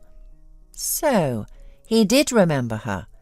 Now, she couldn't wait to speed things up. Heather got along well with her boss, the chief accountant. They worked together in a tiny office, separate from the production area, which was more cost-effective for the owner. When there are only two of you, you inevitably get to know each other better. Heather was surprised to learn that the chief accountant, Bethany, was the same age as her mother, but looked much younger. She talked and thought about different things. Heather decided to show Bethany a photo of her mysterious stranger and ask if she knew who he was. "Yes, he's interesting," Bethany confirmed. "No, I don't know him. He's too young for me, and I don't get involved in such adventures. I prefer men my own age. But he's perfect for you. He's older, so you'll be young and beautiful to him, whereas men your own age take your beauty for granted. Why don't you ask the bartenders? They're nice guys and know a lot about their visitors." The next day, Heather decided to ask them. To her surprise, the bartender didn't smirk or react indifferently. Instead, he answered professionally. "He's a regular, been coming here since we opened. My favourite type of customer, never complains, always satisfied. He doesn't chat much with the staff, but we know him. His name is David. He works for a small firm that trades technical equipment and components with the Koreans. Their office is 1 floor below yours. He's the technical director and deputy general manager. That's all I can tell you. If you want my personal opinion—" "Yes, I'd like to hear it," Heather encouraged him. "He's a decent guy, calm, polite, and knows what he wants," the bartender said, with a hint of a smile. "So, he's smart," Heather laughed. David, who until recently had been a nameless stranger, was becoming more and more appealing to her. That evening, she thought about the most likely obstacle. He was probably married. She had no experience with married men, but she knew that if a man was calm, polite, and not poor, he was likely married by the time he reached his 40s. Even if he was divorced, it wouldn't be for long. "Just don't get involved with married men," her mother had warned her before she left, surprising Heather with her advice. At the time, Heather had smiled in confusion. She was leaving with Lewis, so why would her mother think that? Did she suspect that Heather and Lewis's paths would quickly diverge in the big city? Heather had thought her mother was narrow-minded, but it turned out she was quite perceptive. The next day, Heather caught a cold and spent 3 days in bed in her rented apartment. Fortunately, Lewis wasn't around. He was busy meeting new band members and trying to fit in. In the evenings, he would share his impressions with Heather, who struggled to feign interest. After all, she was sick and found it difficult to concentrate. When Heather returned to work, Bethany greeted her with a mysterious smile and shared some news. "I went to your favourite cafe on Friday to try their macchiato. It really is delicious." As I was sipping my coffee at the counter, David walked in. He scanned the tables looking for someone interesting and then asked the bartender, "Does the girl who usually sits at that table by the column still come here?" I casually joined the conversation and said, "She has a slight cold. As her boss, I'm very sorry about that. Maybe if she knows you're concerned, she'll recover faster. By the way, her name is Heather." He gave me a restrained smile and said, "Yes, please tell her that her table neighbour is worried." "That's it, my dear," Bethany said, winking at Heather and handing her a stack of fresh invoices. Heather enjoyed reminiscing about the details of her first encounter with David. It seemed like they just needed a little push to meet each other, and Bethany's intervention provided that push. Everything suddenly became much simpler. When Heather was having her usual coffee, David walked into the cafe, smiled at her, and headed straight to her table. She had never had such an easy and smooth introduction to a man before. Everything fell into place from that very first day. Before she knew it, David declared that their relationship had become an important part of his life. As Bethany ironically remarked, the wheel of fate had begun to turn. It seemed like this was the rare chance Heather had been waiting for, and all she had to do was take a small risk. She didn't hesitate for long. After all, her relationship with Lewis had run its course, and returning home was not an option. It would be like admitting defeat, and her envious competitors would be all too happy to see her fail. Life back home would never be the same. She would always be second-rate. So, Heather told Lewis that she was moving out. "Heather, I understand that you're tired," Lewis began. "I promised you a bright future, but things didn't turn out as planned. But I wasn't lying. I truly believed it. Please just calm down and wait a little longer. Things are finally starting to fall into place. Don't be so impatient. Please." "Are you even listening to me? Or are you just hearing yourself, as usual?" Heather asked wearily. "Who's being impatient here? I took the first decent job I could find, while you're still picky. In case you haven't noticed, I've been paying for this apartment with my salary for the past 2 months. If your career is finally taking off, then you have nothing to worry about. You can afford to pay for this place yourself. I found a cheaper apartment that suits me just fine." Lewis couldn't believe that Heather was serious about leaving. He was used to her not making decisions and relying on him. Living independently always made her uncomfortable. It hadn't even occurred to him that she might have found another man, and she didn't reveal her cards, simply packed her things into a suitcase, called a taxi, and left. David had rented her a small but cosy studio apartment, much nicer than the run-down place she had shared with Lewis. He assured her that the rent was reasonable because the owner was a good friend of his, and Heather wouldn't have to pay anything. David could easily afford it. What Heather found particularly appealing about David was his honesty. He told her right away that he was married, but that his feelings for his wife had long since faded. He lived with her out of habit, like many people do. Heather knew that all married lovers often said the same things, but she stubbornly believed that her case was special. After all, there were plenty of exceptional cases. She just needed to come up with a plan to push David to divorce his wife and marry her. It was a complex task, and she had to act carefully to avoid ruining everything. And then Lady Luck smiled on Heather once again. David's wife, Sarah, filed for divorce after discovering his infidelity. David was initially shocked and disoriented by the unexpected turn of events. Previously, he had insisted that obtaining a divorce from his wife would be extremely difficult. Heather had believed him, assuming that successful and established men were not easily let go.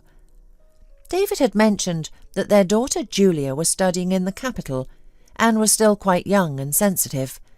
He had said that they needed to wait a bit longer to avoid upsetting her. While Heather pondered how to persuade David to prioritize their relationship over his daughter's feelings, Sarah swiftly resolved the matter. She filed for divorce without considering Julia's emotions, and even moved out of their shared apartment immediately. It turned out that Sarah had a stubborn and principled character. "But it's for the best," David announced to Heather almost cheerfully. "Move in with me. We'll live together. Isn't that what you want?" "Of course, darling," Heather hastily assured him. "Why pay extra for my tiny place?" "We'll spend that money together," David agreed. Bethany advised Heather to constantly demonstrate her understanding and support to David. Now is the perfect time to show him what he'll gain by marrying you. He shouldn't doubt that he needs this. My friend once waited 5 years for her married lover to divorce his wife. He finally did, but then he kept postponing their new marriage, making excuses. And then she found out he had married someone else, a much younger girl. He said marrying mistresses was bad form. So, if David invites you to live with him, agree. At least you'll see him more often and get to know his daily habits. In everyday life, David was not demanding and had an even temperament, unlike Lewis, who justified his moody outbursts by claiming he was a creative person. Heather silently congratulated herself. She was doing everything right. A more understanding, tender and cheerful partner than her would be difficult to find. She even offered to accompany David to the divorce hearing. "I can see you're nervous, David. There's nothing shameful about it. Anyone in your situation would be nervous. If I go with you, it will guarantee that your ex won't try to pull any stunts. She won't want to show her true feelings in front of me. I know women like her. Just trust me." David did not object, and they went to court together. Sarah turned out to be exactly as Heather had imagined from the photos, a slim brunette with a cool smile. She had nothing striking about her, not even bothering with a proper hairstyle or manicure, yet she carried herself like a queen. She walked past David and Heather with a lazy gait, smiled enigmatically, and casually waved the thin folder of documents she was carrying. Someone must have joked that she had a Mona Lisa smile, and she believed it. Overall, she seemed too self-assured. The courtroom, which smelled heavily of dust from the thick curtains and massive cabinets, contained only the judge, the secretary, David, Heather and Sarah, who was about to become David's ex-wife. Heather barely listened to the judge's words, finding the legal terminology confusing. She understood only that the parties did not wish to reconcile. The judge's monotonous phrases nearly put her to sleep when suddenly she felt as if a blanket had been ripped off her.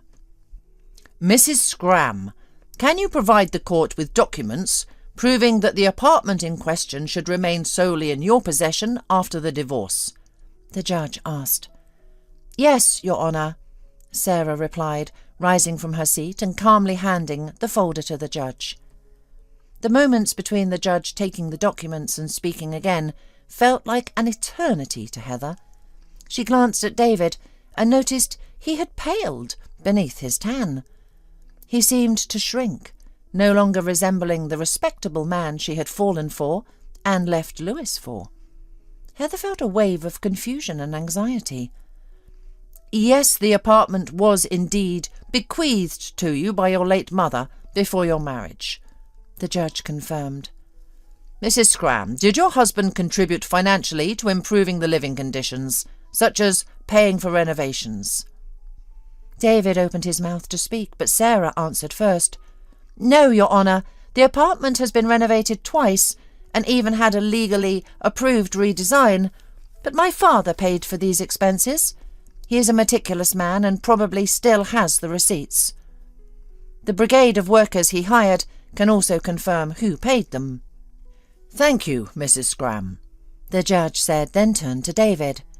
"Mr. Scram, as far as the court is aware, the apartment where you lived with your spouse is not your only residence." "No, Your Honour," David admitted grimly. "I did not contribute financially to the renovation of my wife's apartment because I was saving money to buy my own property. I did not want to feel like a kept man because my wife comes from a wealthy family. 5 years ago I purchased a studio apartment." "Is that the same studio you supposedly rented for me?" Heather wanted to interrupt, but she held her tongue, knowing they were in court. It seemed like David was not the provider and protector in this family. Sarah's father was. Sarah herself did not appear helpless at all. "You're such a fool, Heather," she thought to herself. No wonder Sarah filed for divorce so readily. Any woman in her position would have done the same when there's nothing to lose but a cheating husband who lies to impress girls. What did David expect from their relationship? That she would accept his mediocrity and continue to love him as he was? He's just another Lewis, honestly. Heather's head was spinning with questions, and she could no longer pretend to be a loving kitten. But she couldn't cause a scene in the courtroom, especially not in front of Sarah. "I need to go," she whispered to David, standing up and grabbing her bag. She quietly walked along the wall towards the exit. Before she knew it, she was outside, feeling the intense heat. She longed for cold water, not just to drink, but to pour over her head to cool down. Heather stood in the middle of the sidewalk for a couple more minutes, then quickly, almost running, she hurried away from the courthouse building. Meanwhile, Sarah feared that she might feel sorry for her husband's mistress. She didn't consider all wives to be saints and all mistresses to be shameless. Life wasn't that simple. Tina had painted a portrait of a girl who could be pitied. The girl had gone hunting, thinking that she had caught a bird by the tail, only to find a plucked goose in her hands. Her father, upon learning of the impending divorce, immediately asked, "You won't change your mind, will you? I've often seen women forgive their husbands for such adventures over time, and family life really improves." "No, Dad." Sarah sadly smiled. "You're not original in your opinion. It's just that not all adventures are the same. For David, this wasn't a momentary lapse of judgment or a closed loop where he loved both his family and another woman. He lived with me out of convenience. He found it convenient to have this relatively stress-free, well-paying job with you, this apartment, and the opportunity to relax. He's not stupid and understands perfectly well that he skipped a few hard steps by becoming my husband. He could have at least kept quiet about me when he was with her, out of basic human decency, but he told her every day how much of a bossy, cold, domineering ice queen I was. He could have at least lied and said something closer to the truth." "Yes, indeed, that's nonsense," her father agreed, raising his grey eyebrows and hurriedly hugging his Sarah. Mr. Harriman had already said goodbye to David the very next day after Sarah filed for divorce, and his joy was boundless. Finally, he had a good reason to get rid of this careless son-in-law, whom he kept around only out of love for his daughter. David tried to maintain his composure but failed. "I understand your feelings, Mr. Harriman," he said pompously but unconvincingly, "but I am sure that you are an objective person and do not mix personal matters with work. If my new employer needs references from my previous job, can you provide them?" "Unfortunately, Mr. Scram," Mr. Harriman said softly, "I have mixed business with personal matters so much that I am disgusted with myself. If I had hired you from a job advertisement all those years ago, we would have worked together for a maximum of 6 months and parted ways. Of course, I won't ruin your resume. Write whatever you want in it, but I won't recommend you to anyone. I could, of course, advise competitors to hire you for a key position, but they would consider it mockery, and I still stand for civilized business." Mr. Harriman enjoyed watching David desperately try to hide his irritation and confusion. He didn't consider himself a vindictive person, but he wasn't ashamed of his satisfaction. Heather packed her things into a suitcase and gloomily scolded herself. That's why she was so unlucky, why she always ended up with the wrong men. She needed to clarify everything thoroughly from the start, not rely on luck. But the main thing now was to pack all her belongings, including gifts and slip out of the apartment before David returned. Heather suddenly shuddered. She had been so preoccupied with her clothes that she hadn't noticed the key turning in the lock. She managed to assume a casual pose and froze in it. Sarah stood in the doorway. David was coming from the trial, so exhausted that he even remembered the long-forgotten hard work in his parents' vegetable garden. Yes, he came from the most ordinary family, where they grew food in the garden, as if that would surprise anyone. And Heather herself was just like that. Even though she pretended to be a carefree, glamorous girl, they were very similar, which was why they got along so well. The main thing now was to convince Heather of this. Losing the remnants of a comfortable life and his mistress in one day would be too much. David needed to find the words to calm her down and convince her to stay with him. It wouldn't be that hard. She had nowhere to go tonight anyway. Finding suitable rental housing in a few hours was impossible. David had been sure that he would quickly find a suitable job by the scheduled date of the divorce proceedings. It didn't work out. What he was offered for his usual money required 25 hours a day, and his usual volume of work was paid very modestly. David needed Heather now more than ever to keep from falling into despair. When he found a decent job, he would figure out what to do next. The door to the apartment appeared to be closed, but not locked. What a careless girl, the man thought, so relaxed that she even forgot to lock the door. Come in, whoever you want, take whatever you want. And there was still a lot of his things here that needed to be taken out before Sarah arrived. Well, at least Heather hadn't thought of disappearing. Suddenly, giggling and women's voices came from the kitchen. Forgetting that he was going to take off his shoes, David stood in the kitchen doorway. The dining table was laden with vases of strawberries, candied fruit and cakes. There was also a bottle of champagne. Seated comfortably at the table like old acquaintances were Heather and Sarah. "Hello," they said almost simultaneously, with indifference and without any malice, as they saw David in the doorway, and they clinked glasses, exchanging glances. "Celebrating, I see," was all David could think to say. "Why not?" Sarah replied calmly. "We're celebrating the day of getting rid of unnecessary baggage." "And I'm the baggage, of course. Fine, I get it. A scorned woman's revenge, I understand. But you, Heather, what do you have to do with this celebration? Remember, I told you that my ex-wife is a master at using people for her own purposes. So you're greatly mistaken if you think she sympathizes with you. She lacks this ability." "I see how much it doesn't bother you," Sarah replied almost amiably. "Heather, let's go pack your things." David switched to a business-like tone, instantly deciding it was wiser to ignore Sarah. But Heather had no intention of moving.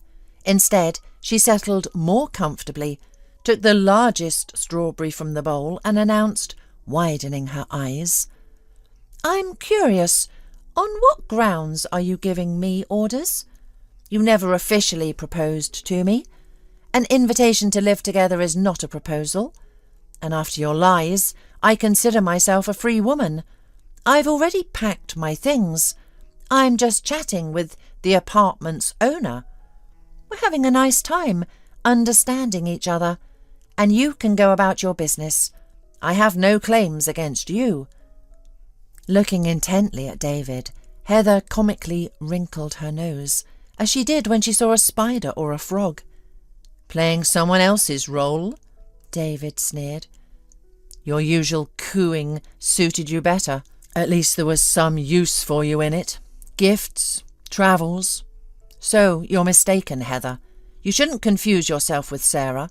You can't afford to act this way because she's her rich daddy's girl. She's brave because she'll never stay without her father's support.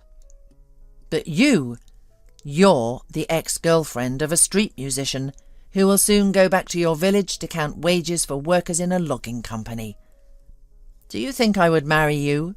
Who marries someone like you? You only dream of taking as much as you can get at a man's expense. You use men, and when you use them, you play the innocent victim. If anyone has the right to accuse me of lying, it's certainly not you. Even your guitarist won't take you back now. He's probably already found someone simpler, without glamorous pretensions. We've heard enough of your performance, Sarah interrupted calmly but loudly. Keep your composure and pack your things, please. Sarah spoke to David as if he were a rude teenager, while Heather sat silently, enjoying her strawberry with obvious relish, not looking offended at all, despite everything that had been said. David imagined how humiliating it would be to rummage through the closets, pulling out his pants and shirts, to the giggles from the kitchen, and simply left the apartment, loudly throwing the keys on the floor and slamming the door.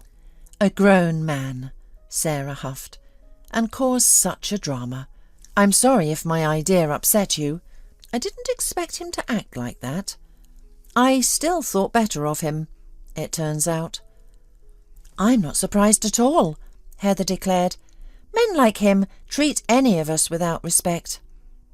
No, I'm no saint. He's right about the calculator in me, but he pretended to be respectable just to keep me. I never lied to him. I honestly told him who I am, where I'm from, what situation I'm in, and that I need support and patronage, not paradise. He knew all this, and now he's offended for some reason. Heather shrugged, trying to match Sarah's composure. Let me settle with you right away, for the favour, Sarah remembered. Thank you. Not everyone would have stayed until he arrived and pretended to have fun.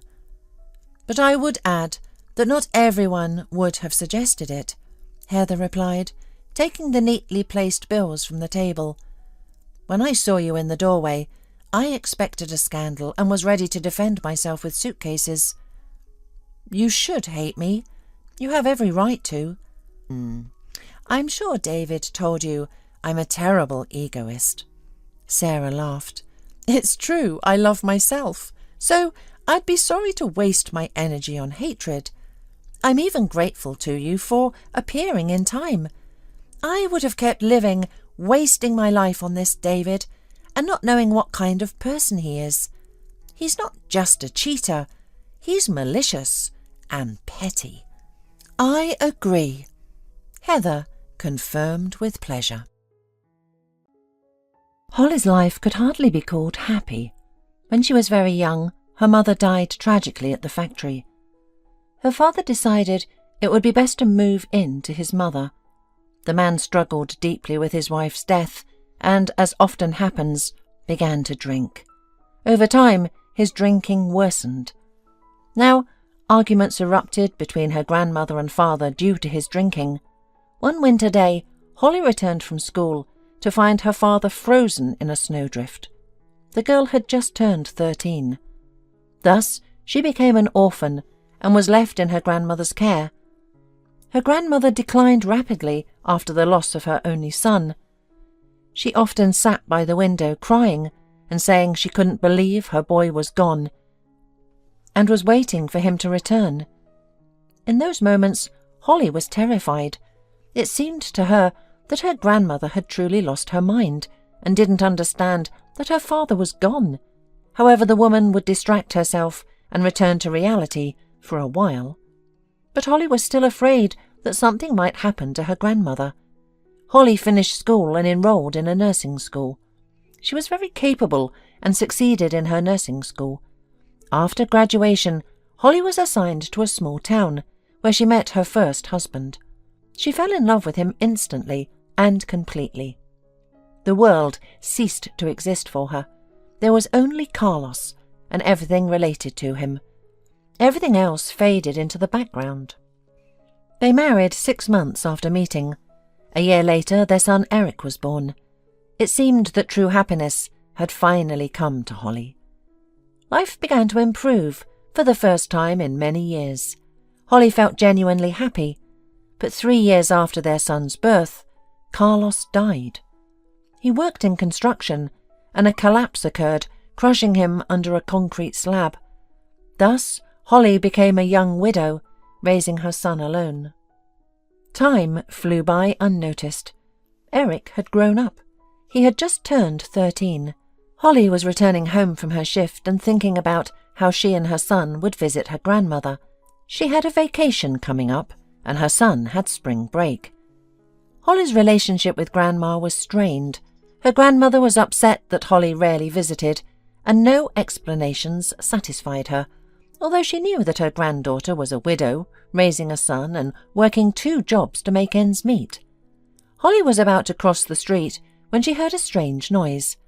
She looked around and saw a man in the bushes.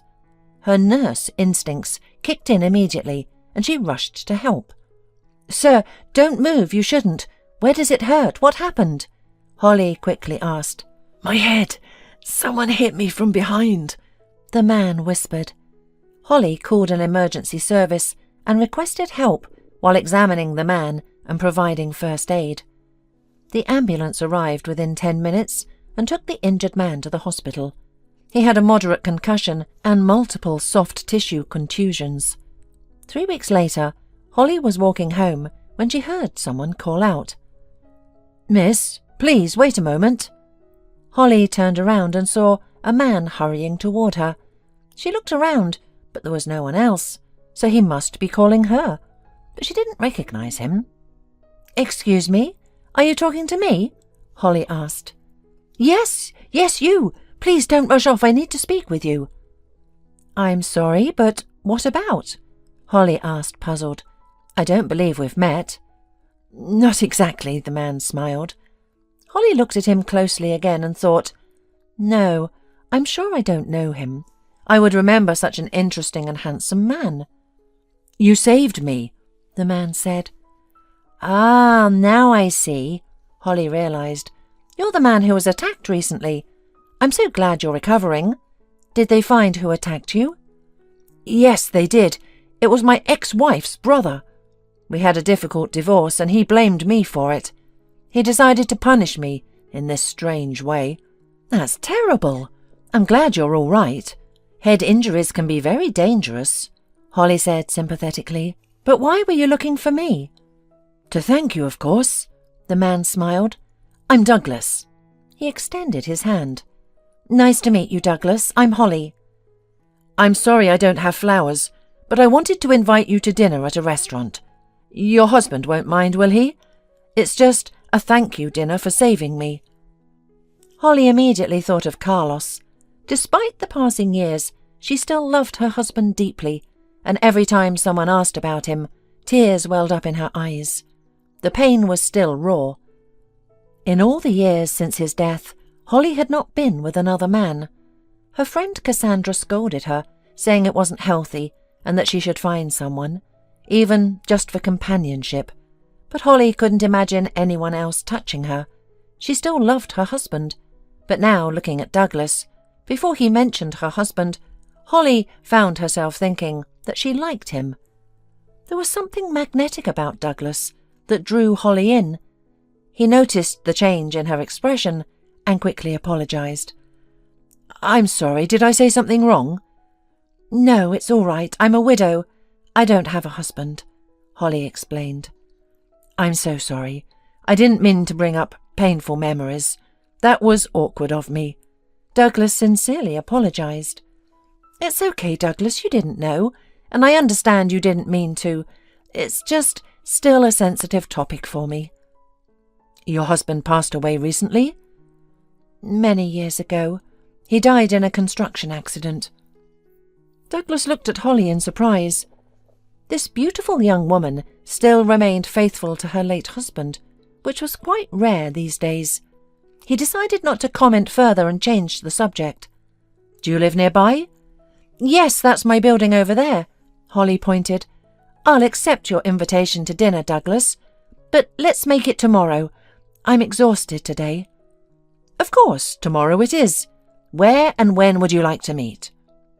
"How about Imperia?" The prices are reasonable and the food is good. Around 7 o'clock? Sounds perfect. Tomorrow at 7 p.m. at Imperia. I'll be looking forward to it. He kissed her hand goodbye and walked briskly to his car parked nearby. Holly watched him leave, feeling a magnetic pull towards him. She decided to ask her friend Cassandra for help in preparing for the date. "Hey, Cassandra, I have some news for you. You might want to sit down." "Hey, did you win the lottery?" Cassandra joked. "No," Holly laughed. "It looks like I have a date tomorrow."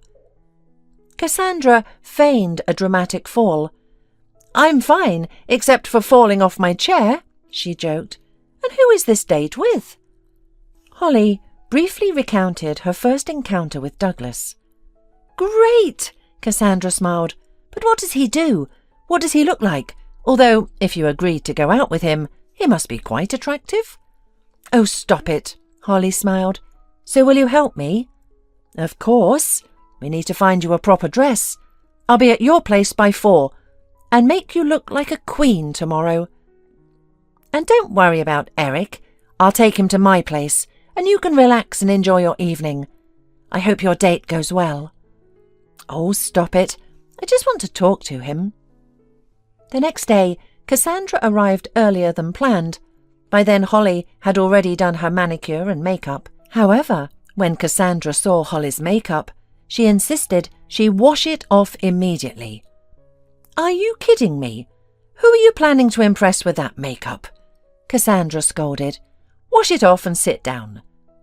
Holly obediently went to wash her face. Truth be told, she had never been good at makeup and rarely wore it, so Cassandra's help was invaluable. "What would I do without you?" Holly said, returning from the bathroom. "You'd have come to the restaurant looking terrifying," Cassandra laughed. "Seriously, you do so much for me and help me out all the time. You must have been sent by God to keep me from going crazy with my life," Holly continued. "Stop it, you're making me blush." "Everything will be all right for you, I promise," Cassandra reassured her, though she knew Holly's life had indeed been difficult. "Let's not dwell on the past and focus on the future, specifically tonight. Did you pick out a dress?" "Yes, I'll show you." Holly jumped up and brought out a dress. Cassandra looked at the dress and didn't know whether to laugh or cry. It was a pale red dress with large white stripes, at least a decade old, and looked very worn. "You were going to wear this? Are you joking? How old is this dress?" "I don't wear dresses, you know that. This is from my past life." "Well, let it stay in the past. Here." Cassandra went into the hallway and returned with a bag. "I brought 3 dresses for you to choose from. Good thing we're the same size. Pick the one you like best." Cassandra took out a dark blue dress and held it up to Holly. "I think this one will look great. Do you like it?" Holly put on the dress, but it was too short. Cassandra could tell from Holly's expression that she wouldn't leave the house in it, so she took out another dress, a dark burgundy, almost black, long dress with a tasteful neckline. "Try this one. It will suit you perfectly." Holly put on the dress, and at that moment, Eric ran into the room and stopped, staring at his mum. "Mum, you look so beautiful in that dress." "Well, that settles it," Cassandra said. "A man has spoken, and we should listen. It really suits you." Holly went into the hallway and looked at herself in the mirror. The dress was magnificent. She looked like a queen. Cassandra paused for a moment, gathering her thoughts. "It's too good for me. I can't wear it." "Are you out of your mind? You're a stunning woman. You should wear dresses like this every day," Cassandra scolded. "We'll do your makeup and hair beautifully, and you'll captivate every man in the restaurant." "I'll feel uncomfortable in this dress," Holly protested. "Maybe I should just wear jeans and a shirt. After all, I can go to a restaurant dressed like that, and no one will kick me out for my appearance." "Yes, exactly," Cassandra agreed with a serious expression. Wear whatever makes you most comfortable. You could even wear a tracksuit and slippers. No one will kick you out. Although the man you invited to dinner might regret it 10 times over and run away as soon as you leave the restaurant. All right. No need to exaggerate. I'm just saying he liked me in my everyday clothes. Holly tried to argue. And? To truly impress a man, you need to put in some effort. Do you think you can impress him with jeans? I highly doubt it. Enough chatter. Sit down. We're going to make you beautiful. Holly knew arguing with Cassandra was pointless, so she obediently sat in the chair. By 7 o'clock, Cassandra had finished working her magic, and Holly was finally allowed to see herself in the mirror. She was astonished by her reflection. Then she turned and hugged her friend. Thank you so much. I feel completely different in this outfit. Of course you do, Cassandra smiled, pleased with herself. Now, pack the essentials in your purse. It's in the bag. I brought a universal one just in case. And get going on your date. Eric and I will be rooting for you. Just don't tell Eric where I'm going, Holly remembered to warn. I don't want him to think his mum is a traitor. Are you crazy? What kind of traitor? Who are you betraying? You're an adult single woman who has the right to a personal life. Get those silly thoughts out of your head. Besides, your son is very mature for his age. He's asked me more than once why his mum lives alone. And I told him the truth, that it's hard to find someone as good as his dad. Thank you, Holly said, nearly in tears. The drive to the restaurant only took 10 minutes. Holly gazed out the window, trying to imagine what she would say during dinner. How would she behave? How would Douglas react to her? But she couldn't picture it clearly because she was nervous and hadn't been on a date in a long time. The taxi arrived at the restaurant at 2 minutes to 7. Holly hated being late, so she sighed in relief as she checked the time and was glad she arrived on time. Douglas was waiting for her at the entrance. Holly spotted him as they pulled up. He, however, didn't notice her, even as she stepped out of the car. He must have thought she would walk. Are you waiting for me? Holly asked, approaching her date. Douglas turned around and was speechless. He opened his mouth, but couldn't say a word. He was stunned by her appearance. Is everything all right? Or should I use my professional skills and provide first aid? Holly smiled. No, I'm fine, Douglas finally managed to say. Shall we go inside? Holly suggested. Yes, of course. Douglas agreed, still admiring her from every angle. He clearly hadn't expected such a striking entrance. As they sat down at the table, Douglas helped Holly with her chair and quickly took his own seat across from her. Holly smiled at his bewilderment and disorientation. She had planned to make an impression, but she hadn't expected such a reaction, and she liked it. Once he regained his composure, Douglas showered Holly with compliments. She listened, blushing with embarrassment. It had been a long time since anyone had said such nice things to her. It wasn't that there hadn't been men trying to win her heart over the years, but she hadn't responded to them. Now, however, she enjoyed listening to the compliments and the company of this interesting and impressive man. Over dinner, they talked a lot about their pasts. Holly told him about Eric, and Douglas confessed that he loved children, but his ex-wife couldn't have them, which was one of the reasons for their divorce. That must be hard for a woman when she can't have children, Holly sympathized. Unfortunately, my ex-wife didn't really want them. She preferred to live for herself and her own pleasure. Sometimes that's just how it is, Douglas said. Let's change the subject, Holly suggested. Tell me, what do you do for work? I'm a business analyst. I work in the consulting department. And you work in medicine, right? For how long? I'm a nurse.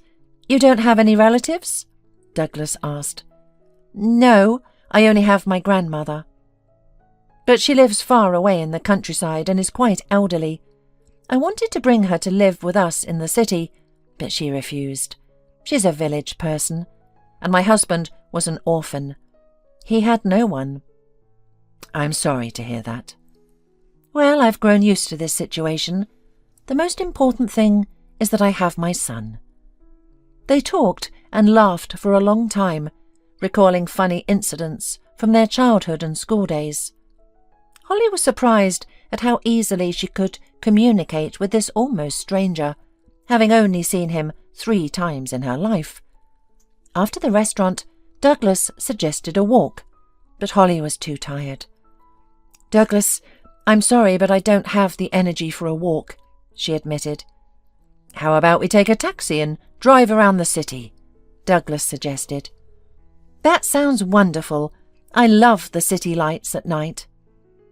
Douglas called a taxi, and they drove through the city centre. The streets were quiet, allowing them to enjoy the nighttime beauty. Then they finally arrived at Holly's apartment. Douglas was sitting close to her, his cologne making her slightly dizzy. If I invite him in, he might think I'm easy, but I really want him to stay, Holly thought, trying to find a reason to prolong the evening. Would you like to come in for coffee? She asked finally. Douglas turned and looked at Holly. He was a grown man and perfectly understood exactly what it was about. I'd love to, he agreed, paying the taxi driver. They went upstairs, and coffee was the last thing on their minds. A few months later, Douglas proposed, and Holly accepted. He had won over Eric, charmed Cassandra, and even impressed her granny during a visit. To Holly's surprise, her grandmother, usually strict and critical of men, approved of Douglas. Holly was overjoyed. She couldn't believe her life had taken such a wonderful turn. Douglas helped around the house, cooked, and spent every weekend with his family. He played with Eric, took him to the park, and drove him to his activities. He treated Holly with immense care, and she blossomed under his attention. This happiness lasted for nearly 5 years, until Eric graduated from high school and enrolled in a university in another city. After Eric's departure, things began to change rapidly. Douglas started coming home late from work, sometimes working weekends and frequently travelling for business. Holly struggled to understand the sudden change in her husband. One evening, Douglas called to say he would be late again. Holly hung up the phone and burst into tears. She felt hurt that he didn't seem eager to come home and offered no explanations. Holly called Cassandra, her voice trembling with tears. "He's staying late at work again," she sobbed. "Maybe he really is busy with his new position," Cassandra suggested. "Cassandra, he was promoted a year ago.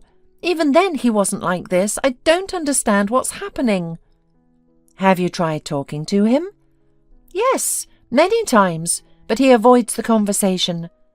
Holly cried. "Let's think logically," Cassandra said, trying to calm her friend. "There must be a reason for his behaviour.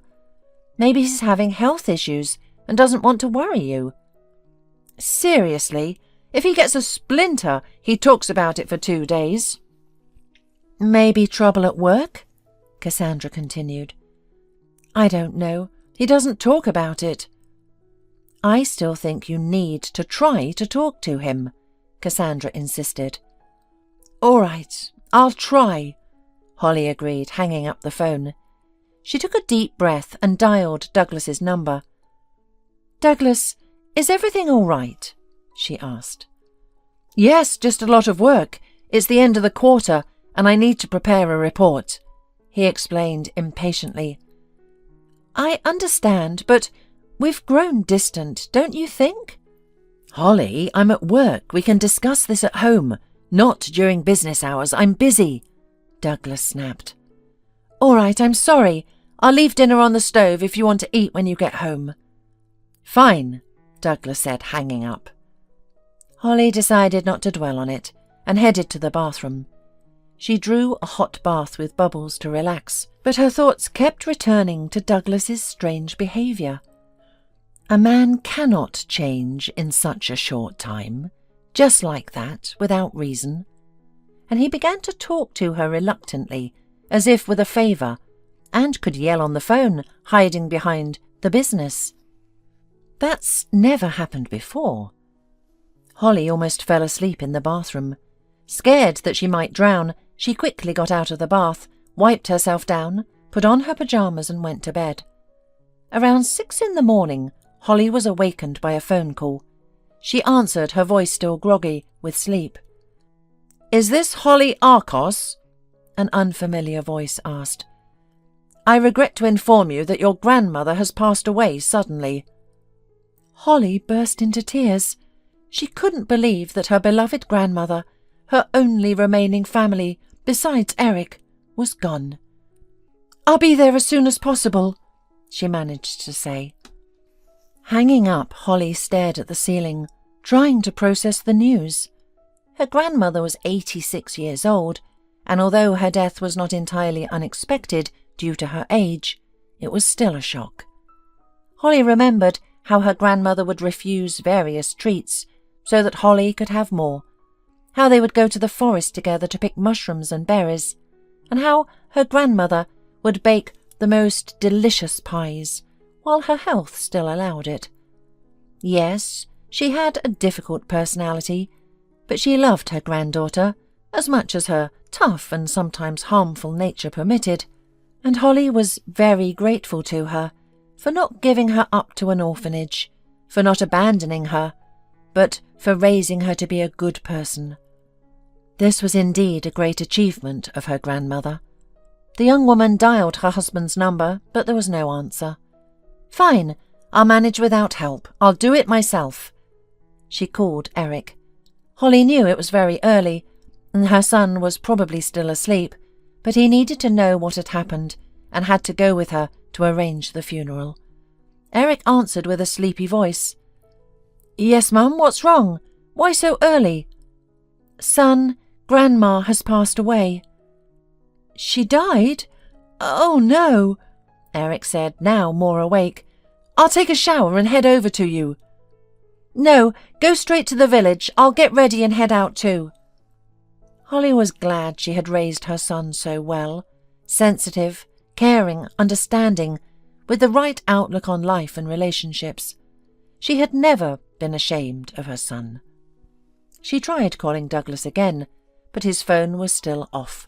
So Holly left a voicemail. He'll listen to it when he turns his phone on, she thought, and went to pack for the trip. Douglas called back closer to noon. "Holly, I'm sorry I fell asleep on the office couch. I didn't have the energy to go home." "Yes, I understand. I'm almost at the village now. I don't have time to discuss our issues." "I'll be on my way soon, too." "All right," Holly said and hung up. After the funeral, the whole family returned to the city. "What are you going to do with that dump?" Douglas asked. "It's not a dump," Holly protested. "It's still a house, and it's the house of my childhood. I don't know what I'll do with it. Maybe I'll board up the windows, or maybe I'll rent it out to someone who needs a place to live." "Who would want to live there? It needs a major renovation." "Then we'll do the renovation and rent it out." "I'm not putting my money into that." "It's not just your money. I make good money too. Maybe we'll move there together when we're old." "No, I won't go there. I'm a city person. I can't live in the countryside." "Either way, I'm keeping it. I'm not selling it." "It's your choice," Douglas agreed calmly and left the kitchen muttering. As if anyone would buy that dump, even if they wanted to. Holly struggled with her grandmother's death, and there was little support. Her son was always busy with his studies, and her husband didn't seem to care about what she was going through. Only her best friend Cassandra, could listen and sympathise, but Holly didn't want to burden her with complaints and problems. 2 months passed. One day, Holly returned from her shift and heard her husband talking to someone. Entering the kitchen, she saw a young woman sitting at the table. Douglas was standing by the stove making coffee. "Good morning. What's going on here?" Holly asked. The question was entirely appropriate, as Douglas was standing in the middle of the kitchen in just his shorts, and the young woman was sitting by the window in his shirt. "Oh, hi. You're back already?" Douglas asked casually. "Yes, I am, and apparently not at the best time," Holly noted. "Why not the best time? It's the perfect time. Meet Barbara. She's my beloved," Douglas replied calmly. "And who am I then?" Holly asked, genuinely surprised. "You're my wife, and soon an ex-wife." He looked at Barbara, smiled, and turned back to Holly. "You see, Barbara is pregnant. I'm going to be a father for the first time in my life. I can't abandon the woman who is going to make me truly happy." "Congratulations. Pack your things and leave." "No, we're not going anywhere. You see, we have nowhere to live, and I like this apartment. I've put not just my money but my soul into it. So pack your things, dear, and go to your dump in the village," Douglas said, laughing. "Aren't you bothered that he's married?" Holly asked Barbara. "No, it doesn't bother me. Besides, that status is temporary." Barbara laughed. "You can't kick me out of our apartment," Holly said firmly. "I'm asking you nicely to leave. We can't all live together in one apartment. That would be weird. And we have nowhere to go, unlike you. So it is what it is." Holly looked at Douglas in disbelief. It felt as though an entirely different person stood before her, not the man who had courted her, befriended her son, and helped around the house, but a total stranger. She couldn't understand how someone could change so drastically in such a short time. What had influenced him so profoundly? Or who? This woman? Perhaps. But he couldn't just kick his wife out of her own apartment. "Holly, let's not make a scene, okay? I really don't want to argue right now. Besides, my Barbara is pregnant. She shouldn't be stressed." "You're a medic. You understand this perfectly." Suddenly an idea struck Holly. Maybe she should just leave for the village. Let Douglas live as he pleases. Why cling to someone who doesn't even respect her? If he respected her, even if he didn't love her, he would never have brought his mistress here. So what's the point of staying with him? She turned around and silently left the kitchen. She gathered her essentials and left the apartment, slamming the door behind her. Arriving in the village, Holly immediately began cleaning. She always cleaned when she needed to think deeply. Strangely, she didn't cry. She wasn't overly upset or thinking about her husband's betrayal. It felt as though she didn't care. But she did. She had married Douglas because, for the first time since Carlos's death, she felt something for another man, and now she was hurt. But this time by betrayal. "Hello? Is anyone home?" Holly heard a voice from outside.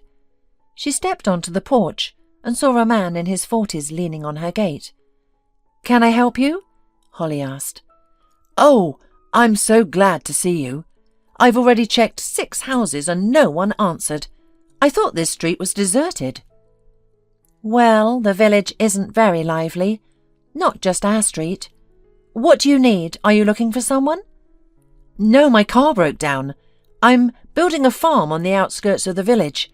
I want to breathe life back into our nearby villages." Holly looked at the man in surprise. "Do you really think that will help revive the nearby villages?" "I don't think, I know. Not everyone wants to live in the city. Some people would love to move to the countryside if there were jobs available. I'll provide those jobs, allowing people to live in the fresh air and enjoy natural produce. I have a successful complex in the region. I spent several years setting it up, and now it runs like clockwork. I left a manager in charge and came here. I was born here, in a neighbouring village. Now I want to revive my hometown. I have the experience. If Holly hadn't interrupted him, he probably would have talked about his dreams and plans for much longer. So, how can I help you? Unfortunately, I don't have a car. Is there your husband around? No, Holly replied, lowering her head. For some reason she felt embarrassed and even ashamed that there was no man in the house. Officially there was, but in reality there wasn't. That's not a problem. You must have tools around. May I take a look? Yes, of course, come in. Holly led the guest to the shed where her grandmother kept various tools. The man searched for a while, but apparently didn't find what he needed. Didn't you find what you were looking for? Holly asked. Unfortunately, no, the stranger replied and turned to leave. At that moment, he hit his head on a hook hanging near the door. Blood immediately started flowing from the wound. Holly rushed to the man to assess the injury. Don't touch the wound with dirty hands, she commanded. Come inside, I'll clean it up. It's just a scratch, no need. The man tried to refuse, but seeing Holly's stern look, he realised it was better to comply. Wounds from rusty metal must be treated to prevent infection and complications. Understood, the man agreed, and followed the hostess inside. Holly cleaned the wound and applied a small bandage. Are you a doctor? The man asked. I'm a nurse. Well, I was. Holly paused for a moment and added, a week ago. Why in the past? Did you quit?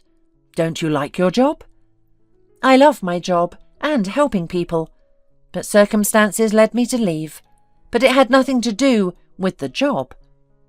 That's great, the guest exclaimed for some reason. What's great? That somebody lost their beloved job? No, that this village will have its own nurse. I'll build a medical office, and you can help people, provide first aid, and treat minor ailments that don't require hospitalization. There's no need to build anything. The village used to have its own doctor. The clinic is there, just abandoned. Even better! We'll renovate it, and you can see patients there. And who will pay my salary? Holly smiled. I love helping people, but I can't live without money. I'll pay your salary, the man said, and mentioned the proposed amount. Holly was so surprised that she sat down on a chair. Is that per month? Of course, is it not enough? I'll increase it once the farm is fully operational. No, that's a good salary. I agree. Great, it's settled. We'll start in September. Oh, by the way, what's your name? The man suddenly remembered. I'm Holly. And you? Nice to meet you, Holly. I'm Henry. The future farmer smiled and extended his hand. Holly smiled and shook his hand. They exchanged phone numbers and chatted a bit more before Henry left to continue his search for men in the village. Holly stood by the gate, gazing into the distance, marvelling at her luck. She understood that she could return to the city, but at that moment she yearned to live in this house, breathe the fresh air, and immerse herself in the unique energy and familiar scent of her childhood home. Returning inside, Holly was determined to finish cleaning. She entered the far room to roll up the carpet and beat the dust out of it, when she noticed a displaced floorboard. I am not going to repair the floor any time soon, Holly lamented. She knelt down and tried to fix the floorboard, but it wouldn't budge. Deciding to lift it and put it back in place, she discovered a neatly wrapped package underneath. Holly retrieved the package and tried to figure out what it was. It was huge, and as she began to unwrap it, she felt a surge of excitement mixed with fear. Her heart raced and her palms grew sweaty. What if this was a family secret, best left unknown? She tossed the package onto the floor. Maybe I should just burn it, she asked herself. But curiosity won out, and she unwrapped the package. As she revealed its contents, Holly felt genuinely ill. The package contained stacks of dollars. This is a lot of money, she thought. Where did such a large sum come from? She noticed a note tucked inside another package and, with trembling hands, unfolded it. The handwriting was unmistakably her grandmother's. "Dear Holly," the letter began, "if you are reading this, then you have found your inheritance. When you were born, your father started on saving money for your dowry. After his passing, it was difficult to save. You remember how we lived. I tried not to deprive you, but it wasn't always possible. For some reason, I believed that the future was more important than the present. Later, when you got married, I wanted to give you the money, but I thought you didn't need it at the time. Now that Carlos has passed away, and you are left alone with a small child, you need this money. You are welcome to take it and use it. Forgive me, it's all I could do. Your loving grandmother." Tears streamed down Holly's cheeks. In the last decade, her grandmother had indeed experienced memory issues, often forgetting even her great-grandson's name. She must have forgotten about the inheritance as well.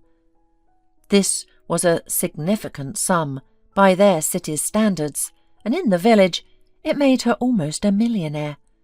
Suddenly, an idea struck Holly. What if she invested in the farm's construction? That way, she could secure her future and Eric's. The money would steadily flow into their family budget. She decided to call Cassandra immediately and stepped outside. "Hey, friend, how's it going?" Holly asked.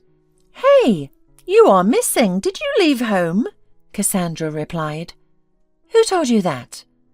"Douglas. I stopped by your place today. He said that you ran off with another man," Cassandra said. "Of course I didn't believe that nonsense and planned to call you tonight, but you beat me to it." Holly recounted how she returned home to find her husband with his pregnant lover. He had suggested she leave the apartment to them since Barbara was pregnant, and they had nowhere to live, while Holly now had her granny's house and should go there willingly. Cassandra was furious. "Why didn't you call me right away? We could have kicked that shameless pair out. And why did you leave your mutual apartment to them? You should fight." Cassandra calmed down. "Honestly, I'm glad I left.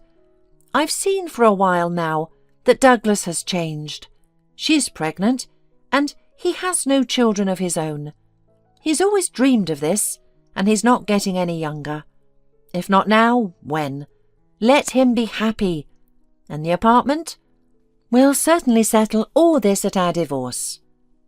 "So, you're planning to live in the village from now on? There's no work or decent conditions there," Cassandra said, surprised. "Cassandra, your views on village life are outdated. There are opportunities here, and I've already found a job, by chance. Plus, I discovered my inheritance. I found a letter from my grandmother today while cleaning. My parents and grandmother had been saving money for me. I inherited a substantial sum. I'll renovate the house and invest in a promising project. I've thought it all through and will live comfortably in the fresh air." "Are you sure about this project? What if it's a scam?" Cassandra worried. "No, it's legitimate. We'll sign an official contract. I've planned everything. I just need to convince one person, but I think he'll agree. Come visit me later. And now I have chores to do. Bye." Holly hung up and immediately dialed another number. "Henry? Hi, it's Holly again. Did you fix your car?" "Yes, thank you, Holly. Were you worried?" "A bit. I need to meet with you. Is that possible?" "Of course, tomorrow at 9. I'll be in the village and we'll stop by your place. See you then." The next day, Henry arrived as promised. Holly had baked a pie and brewed tea. She invited her future partner inside. "You wanted to see me?" Henry began. "Yes, I have a serious proposal for you." "Maybe we should chat first. Get to know each other better?" Henry suggested with a smile. "It's a business proposal," Holly clarified, blushing. "Oh, business, that's less interesting. I was hoping for more," Henry teased. "Why is it less interesting? Are you refusing already?" Holly worried. "No, it's interesting. I just hoped it wouldn't be about business." Holly ignored his teasing and explained her idea. "I want to be your partner, invest my money in the farm and renovate the medical clinic. What do you think?" Henry was visibly surprised, but agreed. "Let's make it official with a notary to avoid any issues later." Soon Holly's life took an exciting turn. She renovated the medical clinic and her home, created a garden, and even installed a pool. News of the village's new medical centre spread quickly, and people came to Holly for help. Over the year, Holly and Henry grew closer. Holly realised she missed him when he wasn't around. She saw that he was not indifferent to her, but he was in no hurry to give signs of attention. One day, Holly couldn't stand it and invited him to dinner, and Henry decided not to miss such an opportunity. He arrived with flowers and a ring. "I won't beat around the bush. Will you marry me?" he asked. Holly was stunned. "Me? Marry you?" she teased. "Yes, you. Will you?" "I think... yes, I will." Henry kissed her gently, and Holly embraced him tightly. 2 months later, they were married. A year after that, Holly gave birth to a daughter. Holly finally felt truly happy with a loving partner and a growing family. Audrey looked up at the sky and sighed. She had stepped outside just 10 minutes ago, and at that time there wasn't a single cloud in the sky, but now the first drops of rain had started to fall. The air was filled with a scent of dampness. She didn't need to be a weather forecaster to guess that her light summer dress would be soaked in a matter of minutes. Immediately she wanted to go back home, but she couldn't. Soon Addie and Tracy would wake up and want to eat, and as the eldest, Audrey had to look after them, including finding food. "Well, there's not much left," Audrey muttered to herself and quickened her pace. She had almost reached the large backyard, almost filled with rows of tall garbage bins. Audrey had discovered this place quite accidentally. Once a week there was a display of food, almost with end-of-life expiration dates, and anyone could pick it up. She just had to be quick. First, many homeless people knew about it, and secondly, a truck was going to come in an hour to pick up what was left for disposal. This time Audrey made it. She quickly threw an old, worn-out backpack off her shoulder. Its straps had been sewn countless times. She had sewn them herself, so she knew that the backpack could hold at least 10 kilograms without tearing. Today's haul was good. 2 packs of cottage cheese with sour cream. Tracy loves them. A pack of chicken thighs, a pack of peaches in syrup, a can of condensed milk, and a large pack of tomato juice. When the haul was stuffed into the backpack, which would be quite heavy to carry, Audrey headed back. If she hurried, she could make it home before the rain started in earnest. Suddenly, something in one of the bins caught her attention. Audrey came up and pulled out a strange wallet. It was bright green, like spring grass, and had a bright pink flower stuck to the front, with petals made of braided threads. "Well, well," Audrey said and opened it. Inside were several $100 bills. Audrey gasped. They could live on this for a month. Besides the money, the wallet contained only a small old coin. Who could have lost such a strange wallet? Audrey looked around, hid the wallet in her inner pocket of her backpack, put the backpack on her shoulder, and headed towards home. The place where they all lived couldn't really be called a home. They called it that more out of habit, and perhaps to maintain the illusion that they actually had a home. In fact, it was part of an old district of the city, an old district. There stood several wooden houses where there used to be a stove heating system. About 15 years ago, these houses were deemed unfit for habitation. The residents were resettled and the huts were supposed to be demolished to build a new high-rise residential complex in their place. But during the analysis of the area, it became clear that the conditions were entirely unsuitable, making the construction of new houses unjustifiably expensive. Thus, the old houses were left undisturbed. Besides Audrey, Addie and Tracy, a few other homeless individuals also resided there. Electricity in the uninhabited district had long been cut off, leaving only stoves for warmth. Fuel came from nearby trees or dilapidated houses that were no longer fit for living. Some people had been residing there for over a decade. Audrey discovered this place about a year ago. Before that, they had taken refuge in basements, shelters, and other places unsuitable for small children. Audrey was now 21 years old. Addie was 12, and Tracy was only 9. The younger ones were siblings, while Audrey was not related to them, but she loved and cared for them as if they were her own. Audrey herself had grown up in an orphanage. She had no memories of her parents, and the caretakers never told her how she ended up there, or if she had any other relatives. Audrey had no fond memories of the orphanage, and when she turned 16 she ran away and began living on the streets. Life would have been very difficult for her if she had not met Henry. This old man noticed her, freezing at the train station, where she had been staying for nearly a week with barely any food.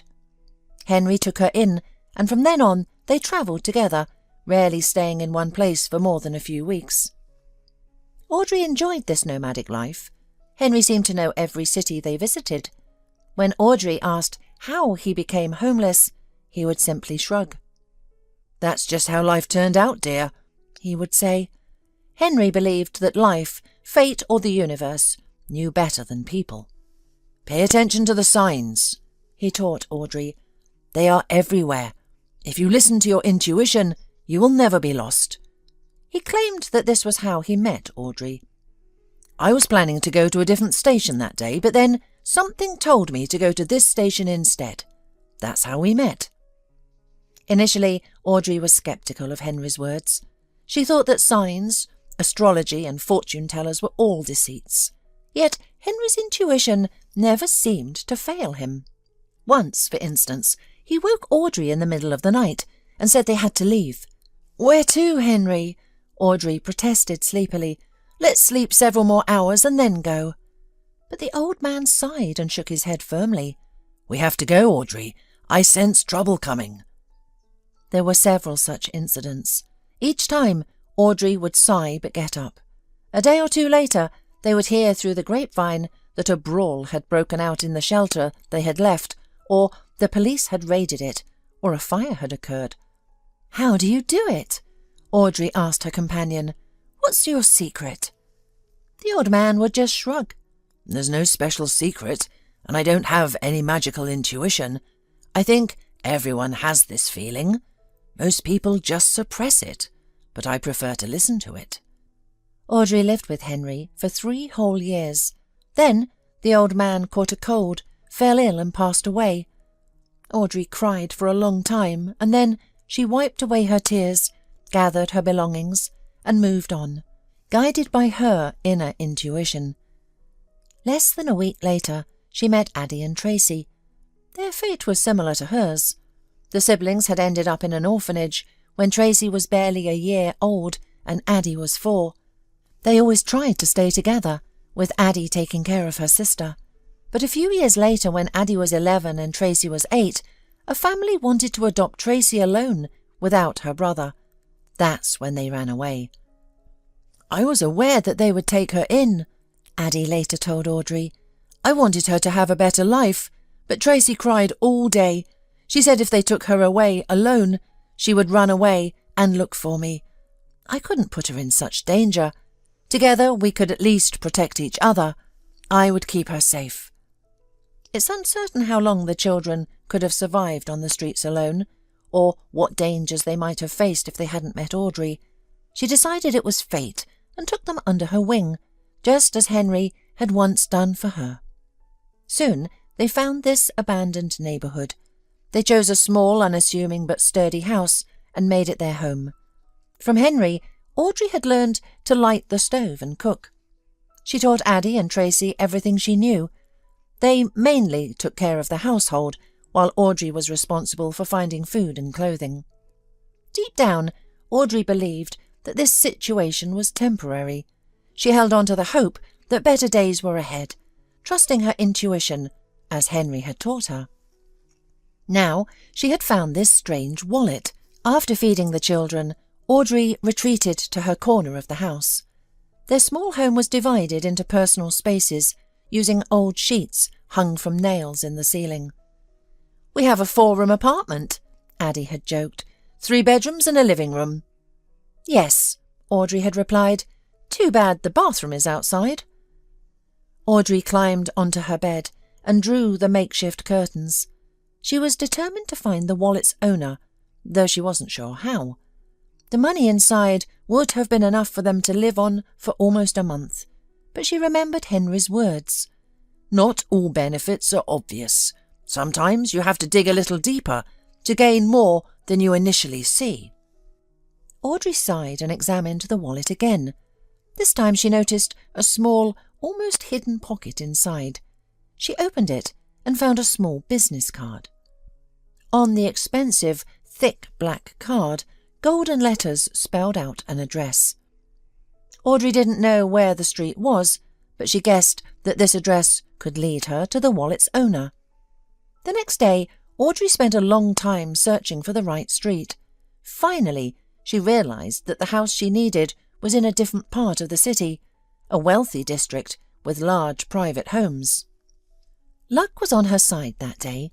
She slipped past the security guard, stepped over the lowered barrier, and walked along the long, deserted streets. It was almost noon, and the heat was becoming unbearable, which might explain the lack of people. When Audrey reached the house, she paused, unsure of what to do next. A high metal fence hid the house from view, and the gate was closed. She spotted a doorbell and, after a moment's hesitation, pressed it. Almost a minute passed before a stern, dry voice came through the intercom. "Who is that?" Audrey took a deep breath and replied, "I found your wallet." "What wallet?" "A green glossy one with a bright knitted flower. There was an old coin inside." There was a heavy sigh from the intercom. "Come in," the man said. There was a beep and the gate clicked open slightly. Audrey stepped inside. Behind the fence stood a modern house, not overly large but clearly new. A man stood on the porch, frowning at Audrey. He appeared to be in his late 30s or early 40s, with light auburn hair and a beard, both streaked with grey. His blue eyes watched her from behind thin metal-framed glasses. Despite the heat, he wore a plaid shirt and dark blue jeans. "Where did you find it?" the man asked. "In a dumpster behind the store," Audrey replied. "And what were you doing in a dumpster?" Audrey blushed. The man nodded as if the answer was obvious. Audrey suddenly became acutely aware of her worn-out sneakers, faded dress and patched backpack. She silently handed him the wallet. He took it, opened it, and grunted. "Did you ever consider," he continued, "that if someone throws away a wallet full of money, they might not want it back?" Audrey raised her eyebrows in surprise. "So you threw it away on purpose?" He nodded. "But why?" He frowned. "The real question is, why did you return it? Especially with the money. It's clear you need it more than I do. Even if you're sentimental, you could have returned the wallet and said there was no money in it." "At first I wanted to do just that, but then I felt it would be right to return it to its owner. I believe in doing what feels right." The man sighed and took off his glasses, rubbing the bridge of his nose. This simple gesture made him seem less stern. "Well, well," he said, "another believer in fate. Come inside, then." He gestured invitingly, and Audrey, after a moment's hesitation, followed him. Inside, everything was made of wood, cosy and clean. "What's your name?" the man suddenly asked. "Audrey." "And I'm Colin Hartman. Nice to meet you. By any chance, do you need a job?" Audrey tensed and blushed. "I'm not that kind of person. I need money, but not enough to do anything dishonest." The man sighed and rolled his eyes. "You're not my type. Are you even 18? I need a housekeeper. My previous one just quit, and it's difficult to find a good replacement." Audrey eyed him suspiciously. "And you'll just hire me off the street?" "You're smart. You found me, after all, and you're honest. Since you decided to return what you could have kept, also determined, since you made it here, and besides, I believe in fate. If this wallet came back to me through you, there must be a reason." Audrey pondered.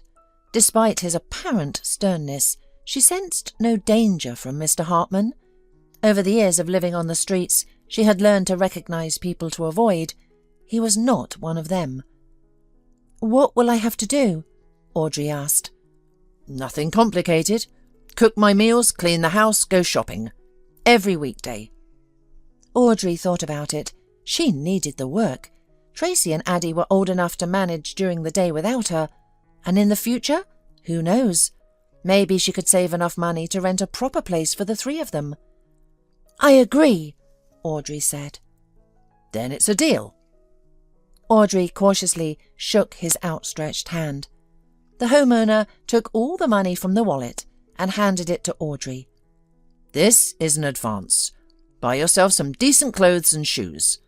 If security stops you, tell them to call me. I'll confirm everything. I expect you tomorrow at 8 in the morning. Understood?" Audrey nodded, her heart pounding. "Yes, I'll be there," she murmured. "I just still can't believe this is happening. Thank you." "Don't thank me yet. Just don't be late, Audrey." Audrey didn't spend all the money from her new employer right away. Who knows how things might turn out? Of course, she bought food for the children. Grains, pasta, canned meat, sausages, tea, milk, a pack of cookies and a bag of candy. Without a refrigerator or electricity, they stored perishables in the basement. Audrey also finally updated their wardrobes, finding 3 decent pairs of sneakers at a second-hand store. She bought Addie jeans, shorts and a couple of T-shirts, and several dresses for Tracy. "You'll be okay without me, right?" she asked the children that evening as they tried on their new clothes. "Of course," Addie replied indignantly. "We're grown-ups." "Maybe, if you have a job, you can adopt us," Tracy asked dreamily. Though the youngest, she often thought about adult matters, more than Audrey and Addie combined. "Yeah, right," Addie scoffed. "Audrey is only 21 and we don't have a place to live. Besides, I doubt a housekeeper earns enough to support 3 people." Audrey sighed. "I'll probably be working off the books," she said. "I don't have any documents." Tracy's face fell. Noticing this, her brother quickly put a hand on her shoulder. "Everything will be fine," he said firmly. Audrey smiled and said, "Just in case, I'll write down the address and draw a map of how to get there, and I'll leave some money." The next morning the guard noticed her. "Who are you here to see, young lady?" he asked sternly. Audrey stopped. What if Mr. Hartman was just playing a joke on her, and she was about to be thrown out in disgrace? "Who are you here to see, young lady?" the man repeated loudly, with irritation in his voice. "I'm here to see Mr. Hartman," Audrey replied.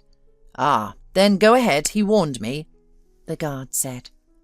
Audrey nodded and hurried inside. As soon as she pressed the familiar doorbell button, the gate opened almost immediately, as if they had been waiting for her. Audrey took a deep breath and entered. "Well, you're not late," Colin said approvingly. "Have you had breakfast?" Audrey nodded uncertainly. She had left the house early, and the stove, their only means of cooking, hadn't been lit yet. "I see," the homeowner sighed. "Let's go to the kitchen and I'll show you everything." There, they quickly figured out how to use the cooker, microwave, and other appliances. Although Audrey had seldom used any of these before, she quickly understood how everything worked. Within half an hour, 2 large mugs of steaming coffee, 2 plates of fluffy omelette, and several crispy cheese and bacon toasts were on the table. "Well, now that we've eaten, we can get to work," the homeowner said cheerfully. He gave Audrey a brief tour, showing her the rooms and explaining what needed to be done in each. "A good cleaning wouldn't hurt," he concluded cheerfully. "I've been without help for a while. The only thing you shouldn't touch is my desk. I'll take care of that myself. I'll be working in the garden. If you have any questions, find me there."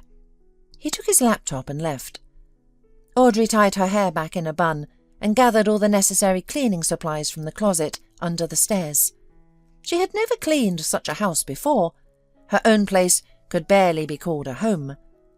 She and the kids would mop the floors, sweep, and sometimes wash the windows, all without any cleaning products, just old rags and a bit of baking soda. Audrey had great respect for baking soda.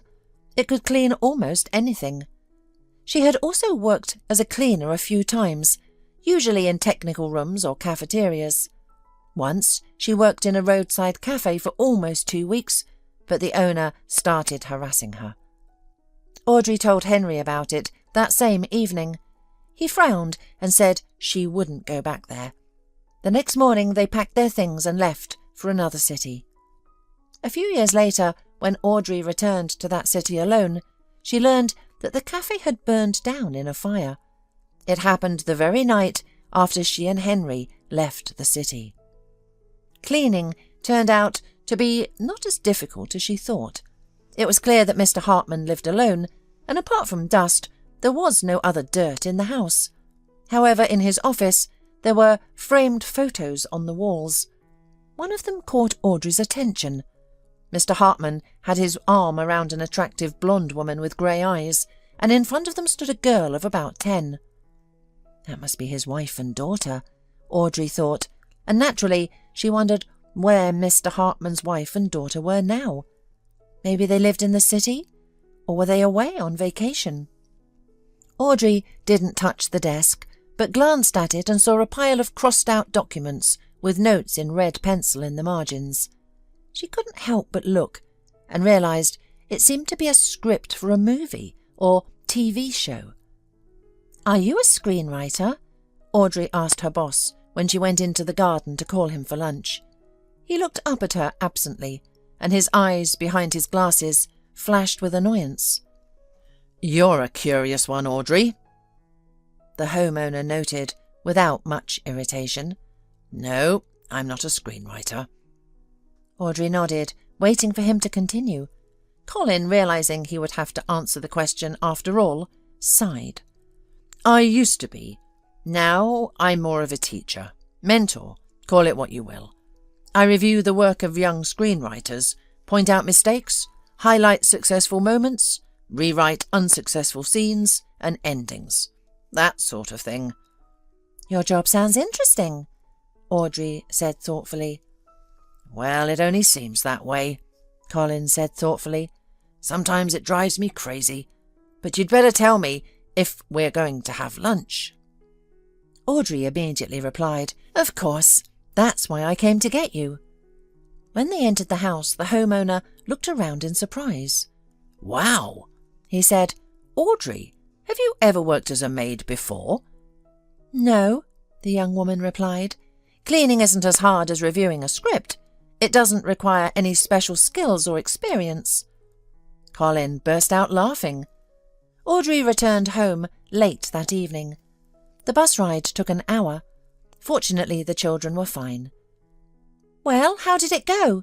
Tracy asked as soon as Audrey walked in. Everything's fine, Audrey smiled. I think I found a real, normal job. Hooray! Tracy exclaimed, throwing her arms around Audrey's neck.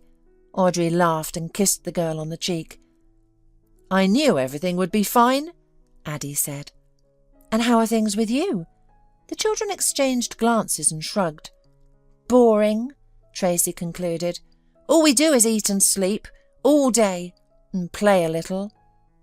Audrey sighed. You should be going to school. It's summer now, Addie reasonably pointed out, and in the fall you won't be able to enroll us just like that. I know, Audrey replied, but I'll think of something. I don't want you to live like this forever. Over the next week, they adjusted to their new routine. Audrey gradually got used to going to bed early and waking up early. She spent less time with the children, but they didn't mind and found ways to keep themselves occupied. As for Colin, he praised her cooking and cleaning, and sometimes, when he was in a good mood, he would share stories about his work. By the way, where do you live? He asked her one day. Audrey was taking dishes out of the dishwasher at the time. Her hand trembled, but she managed to hold on to the cup at the last moment. It was Mr. Hartman's favourite cup, and she definitely shouldn't drop it. Audrey, her employer warned, be honest. We agreed on that. Audrey wrinkled her nose. That's a personal question. If you want to ask me personal questions, then I'll ask you personal questions too. Colin's light auburn eyebrows shot up. Aren't you getting bold after a week of work? He noted, but then he softened.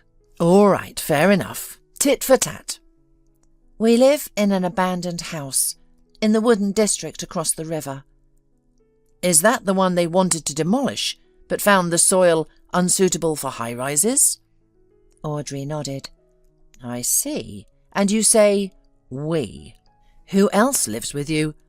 A husband? Boyfriend? Audrey didn't want to discuss the children, but it was too late to back out now. I live with 2 kids, Addie and Tracy.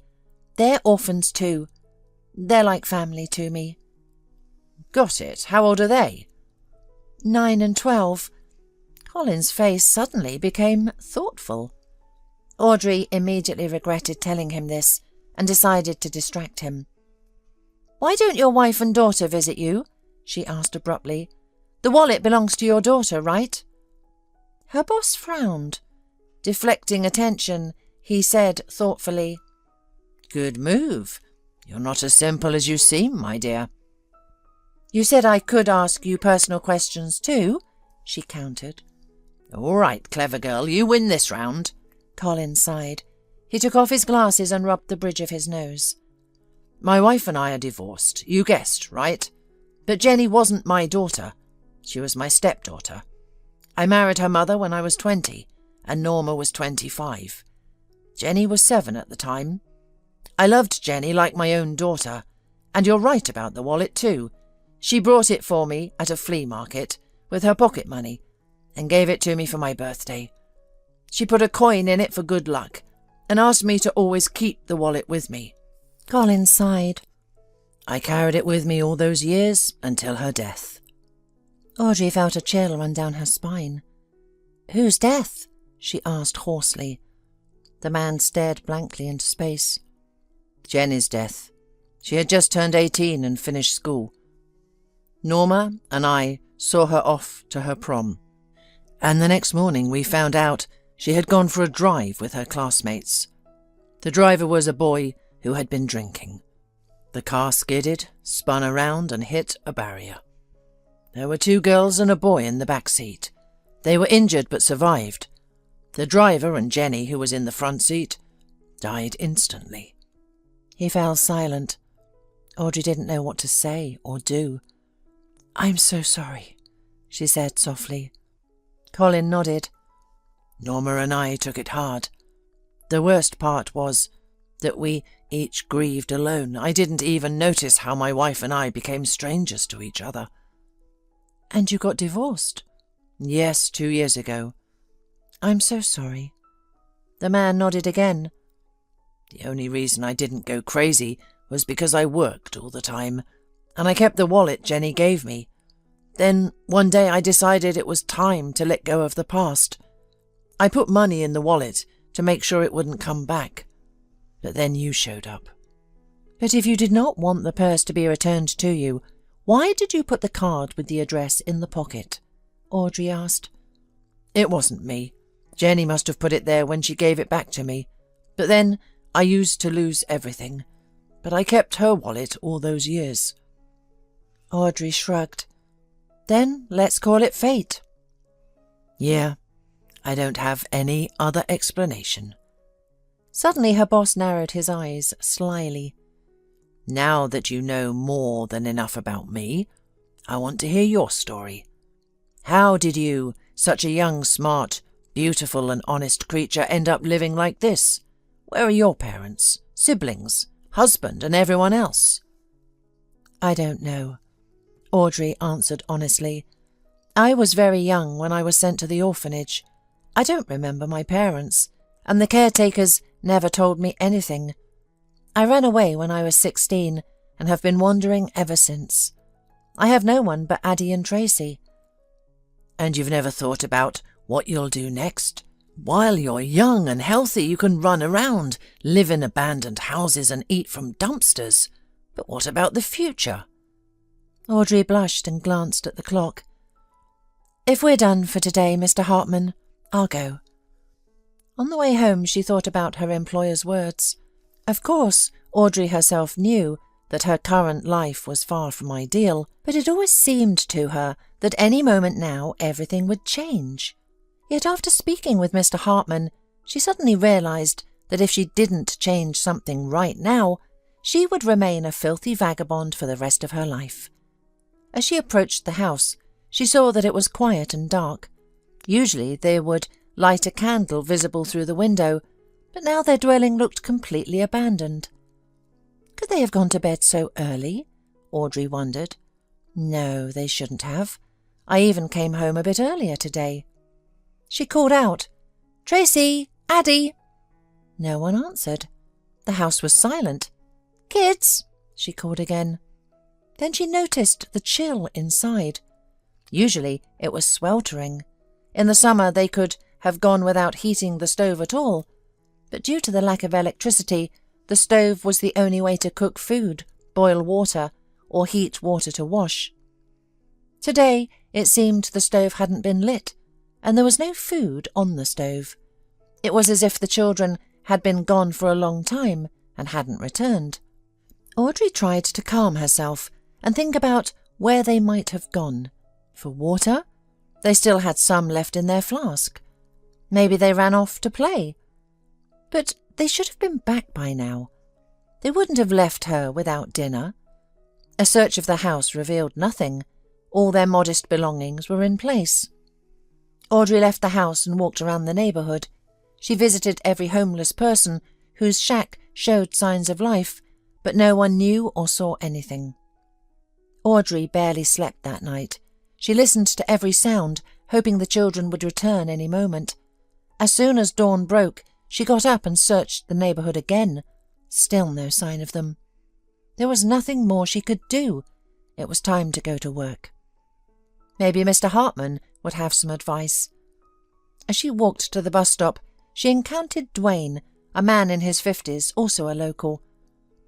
"Oh, Audrey! Who took your kids yesterday?" Audrey turned around. "What? You saw that someone took Tracy and Addie?" Dwayne nodded. "Yeah, a car pulled up during the day. A man and a woman got out and took your kids." Audrey swallowed hard. "Did they resist?" Dwayne pondered. "I don't think so. They went willingly." "Did you happen to catch the car's license plate?" "No, I saw them from a distance, and I had already been drinking." "Thank you, Dwayne." At work, Colin noticed her distress. "You seem strange today. What happened?" "The children are missing. I came home yesterday and they were gone." She told her boss everything, including her conversation with Dwayne. "Why didn't you tell me right away? Let's think about how to find them. What are your suspicions?" "I have two possibilities. Either the child welfare services or the police took them to an orphanage. Or worse, someone bad kidnapped Addie and Tracy. That's what I'm most afraid of. Colin thought for a moment. I need to make a call. Wait here, he said, leaving the room. He returned a few minutes later. I called a friend. He promised to look into it, but couldn't say how long it would take. Then he prepared breakfast himself, making coffee and sandwiches. You need to eat, he told Audrey firmly. You'll need your strength. Okay, she replied without much enthusiasm. After breakfast, the phone rang. Audrey jumped up and looked at Colin. He answered the call, listened intently, and his expression told her there was news. Your good theory was right. The police found them. They took them to the hospital to check their condition and so on. And the main news is that their aunt wants to adopt them. Aunt? Audrey was surprised. Addie and Tracy said they didn't know anything about any relatives. They're orphans like me. We'll find out when we get there, Colin said gently. Initially, they wouldn't let Audrey see the children, but then Colin intervened. Whether he had connections or was just persuasive, they were allowed in. Addie and Tracy were in a separate room. A stern-looking woman in her 50s, dressed in a severe suit, sat outside the office. She looked at Audrey suspiciously, but let her pass. Addie, Tracy! Audrey cried out as she entered the ward. When the children saw their older friend, they jumped up and without a word rushed to her. Audrey embraced them, feeling tears well up in her eyes. I'm so glad, she sighed. We thought we'd never see you again, Tracy sobbed. But I knew you'd find us, Addie insisted stubbornly. Audrey smiled. How are you? How are they treating you? The children shrugged. Fine, Addie replied. Yesterday afternoon, a woman, the one sitting in the hallway, and some man came to our house. They were calm and said we didn't need to be afraid. They told us we wouldn't be taken to an orphanage. They said there's an aunt who has been looking for us for a long time. That's wonderful, Audrey said, forcing a smile. If she's a good person, I'll be happy for you. The children sighed. We wanted to live with you, Tracy said. Audrey smiled sadly. You're old enough to understand that the life we've been living isn't right, she replied. We can't keep scavenging for food, wearing rags, living in a condemned house, and not going to school. The children looked down but said nothing. At that moment the door opened, and the woman from the hallway entered, accompanied by another woman, tall, elegant, and expensively dressed. Audrey liked her immediately. Hi, I'm Layla. The woman introduced herself, but you can call me Aunt Layla. Soon they were all sitting in the room. Audrey, Colin Hartman, the social worker, Aunt Layla, Addie and Tracy, talking. The last time I saw the children was just before their mother died, Layla said, stroking the children's hair. Addie was 4 and Tracy was just a year old. I remember you, Addie suddenly said. You brought me a big stuffed tiger. Layla smiled and nodded. Then I left. For several years I travelled through South America, living like a nomad, studying the history, culture, and way of life of the locals. I had no permanent address or phone. I was so passionate about those travels. It was only much later, after I met a good man and got married, that I thought about reconnecting with my family. That's when I found out everything. I talked to my husband, and we bought tickets to come here. When I arrived, I found out you had run away. I had to pull some strings to get a proper search started. I'm so glad I found you. Then Layla turned to Audrey. And I must thank you. You've been taking care of my niece and nephew all this time. Audrey is like a sister to us, Tracy exclaimed, and Addie nodded vigorously. Layla smiled. I think it's clear that I want to take custody of my niece and nephew. And Audrey, I'd like you to live with us too. We'll be here for a few months while the paperwork is processed, and then we'll go to my home. My husband and I have a large estate. You can come with us if you like. Audrey glanced back at Colin, who had been standing quietly behind her. Noticing her look, he smiled and nodded approvingly. "Thank you for the wonderful offer," Audrey replied. "I'm so happy that Addie and Tracy have found such a wonderful aunt. It's the best thing that's happened to us in a long time. I want to stay in touch and visit you kids, but I think it's time for me to build my own life." Audrey's heart ached when she saw the children's faces fall, but she knew she was doing the right thing. An hour later, Colin asked Audrey as they got into his car, "Why didn't you go with the children?" Audrey sighed. "I've been thinking about what you said," she confessed, "and how it's time for me to start a normal adult life." She suddenly fell silent and looked out the car window. "Aren't we going to your place?" "How will you get home from my place then? That's why we're going to yours. So, what are your plans for the future?" "I'll keep working for you and save money," Audrey replied. "At the same time, I'll sort out my documents. Maybe later I'll rent an apartment and go to school." As they talked, Audrey didn't notice that they had driven to the abandoned neighbourhood. "I can walk from here," she protested, embarrassed at the thought of her boss seeing where she lived. Colin frowned. "Don't be silly, Audrey." "OK, then turn left at the end of the street." He nodded and drove in the direction she indicated. "That's my house," Audrey said sullenly. She got out of the car, slammed the door and walked away, without looking back or even saying goodbye to her boss, let alone thanking him. As she opened the door and stepped inside, ready to collapse on the bed and burst into tears, she heard Colin's voice behind her. "Your place is quite cosy. I expected worse." Audrey jumped and turned around. Her boss was calmly surveying her home, as if it were an ordinary house, not the dilapidated shack of 3 homeless children that should have been demolished years ago. "You heat with a stove? And where do you get firewood?" he asked. "Dividing the territory into separate zones is original." "Why did you follow me?" Audrey asked angrily. He looked at her with surprise, as if the answer was obvious. "You said you wanted to start a new life and rent a place. Why not stay with me for a while? You won't have to spend money on commuting, and you won't have to get up at 6 in the morning." The girl looked at him suspiciously. "Mr. Hartman, are you offering me to move in with you?"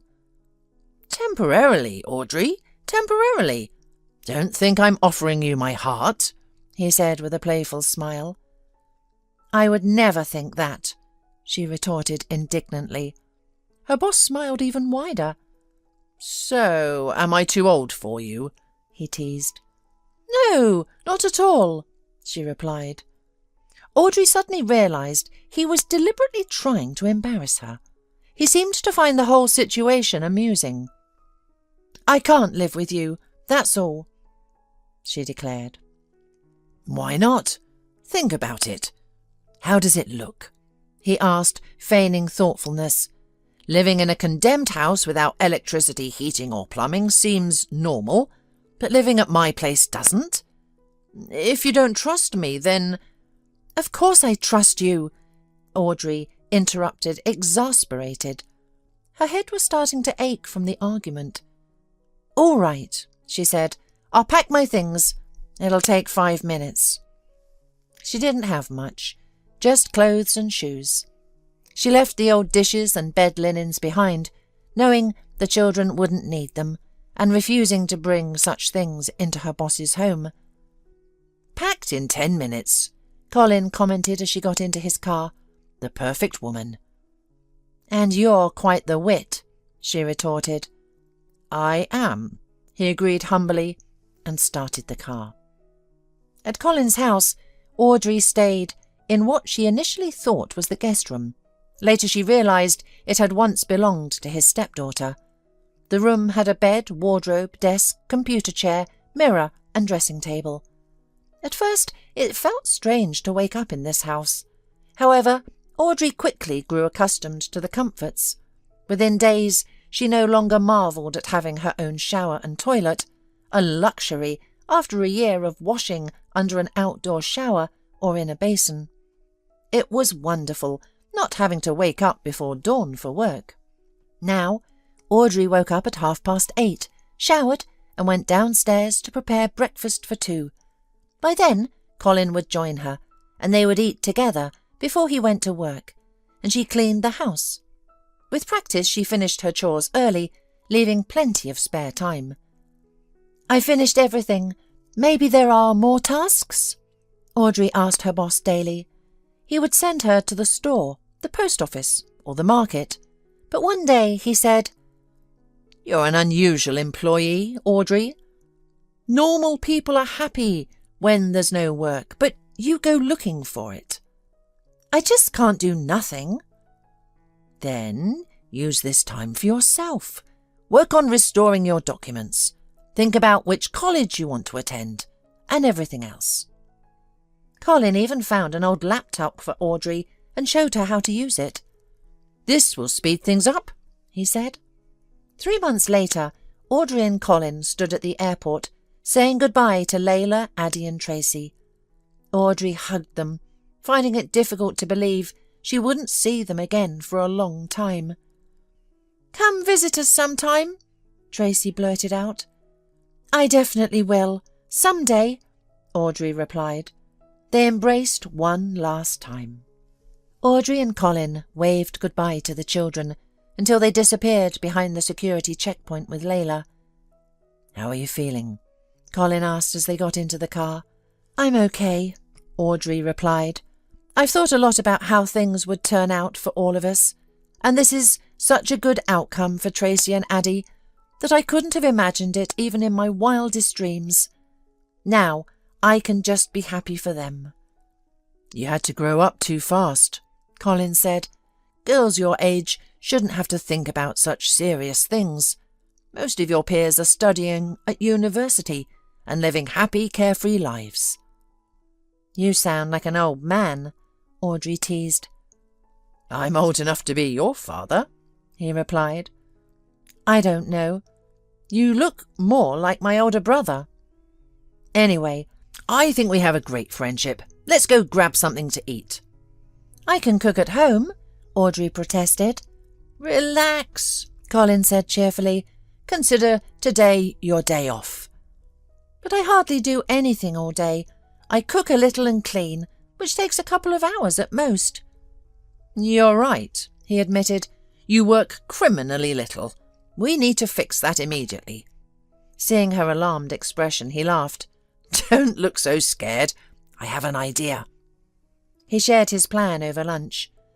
"I've been offered a consulting job on a film shoot. They have the main script, but need help with the details. I'll be overseeing the entire shooting process and need an assistant. What do you say?" "I'm in," Audrey agreed. "As if I gave you a choice," he teased. Audrey enjoyed being on the film set. The atmosphere was unique and chaotic, with people rushing around constantly.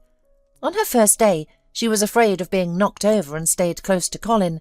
He smiled, seeing her frightened face. "Don't worry," he said during a break. "I almost lost my mind the first time I was here. You'll get used to it in a couple of days." "I'm scared," Audrey admitted. "They're all crazy here." "They are," Colin agreed. "And you'll become just like them soon." Audrey looked at him sceptically, but he seemed serious. "You haven't seen me in action yet," he added. At first, Audrey didn't understand what he meant, but then Colin had a heated argument with the director. She had never seen him so angry. "You called me to turn this nonsense into something resembling a film?" Colin shouted. "And that's what I'm doing," the director retorted. "I know best how this scene should look." What surprised Audrey the most was how everyone else on set, actors, assistants, makeup artists, cameramen, seemed unfazed, as if nothing unusual was happening. 15 minutes later, during a break, Audrey saw Colin and the director chatting calmly by the coffee machine. "Is this normal?" she asked one of the cameramen. He barely understood her question. You mean the arguing? Yeah, it happens. You can't make a movie without a few fights. A month later, Audrey realised she had grown accustomed to this life. She could hardly remember being homeless and scavenging for food. Now she had a job, 2 in fact, and plans to attend college the following year and find her own apartment. Strangely, Audrey didn't want to move out. Sometimes she even wondered if she was in love with her boss. She had never been in love before, so she had nothing to compare it to, but she knew that she couldn't help but smile every time she heard his footsteps in the morning as he came downstairs for breakfast. She could listen for hours as he explained to the film crew how and why a scene should be done a certain way. And she thought she had never seen anyone more attractive. Sometimes she even imagined that Colin looked at her in a special way, but she quickly dismissed such bold fantasies. A man like Colin Hartman would never be interested in someone like her. He was only being kind, and she happened to be there for him during those gloomy months. Now she saw him flourish with each day spent on the film set. When it was all over, she would go to college and move away. Colin would forget about her in a matter of days. The thought saddened her, but Audrey decided to enjoy the time they had together now. They spent almost every moment together, and apart from him, she only interacted with colleagues at work, and occasionally called Addie and Tracy. They were doing well, exploring the vast estate, enjoying the local cuisine, and appreciating the mild climate. They also liked Layla's husband, who was kind and welcoming. "How are the kids?" Colin asked after Audrey hung up. "They're doing well. They send their regards," she replied. "Thank you," Colin said, then hesitated before asking, "Would you like to go out for dinner tonight?" Audrey looked at him in surprise. "I've already made stuffed cabbage rolls with mashed potatoes. Don't you like them?" she asked. He smiled gently. "I like everything you cook. Let's save them for tomorrow. I feel like going out tonight."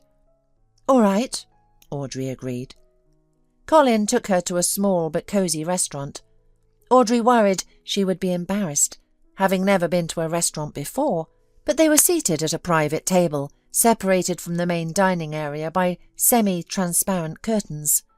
With Colin by her side, she felt comfortable and at ease. "What would you like?" he asked. Audrey scanned the menu. "I don't know, maybe you could choose," she suggested. "All right," he agreed. After they ordered, Audrey looked around. "I like it here," she admitted. "I'm glad. We should come here more often," Colin said. "That's not what I meant," Audrey clarified. "But it's what I meant," he insisted, looking at her with a slight frown but a smile. Audrey blushed and looked down. "I don't want to get used to this," she said softly. "To what?" Colin asked, confused. "Spending so much time with you, getting attached, thinking it will last," she explained. Colin opened his mouth to respond, but a sharp female voice interrupted them. "So, it's true? I thought it was just a rumour."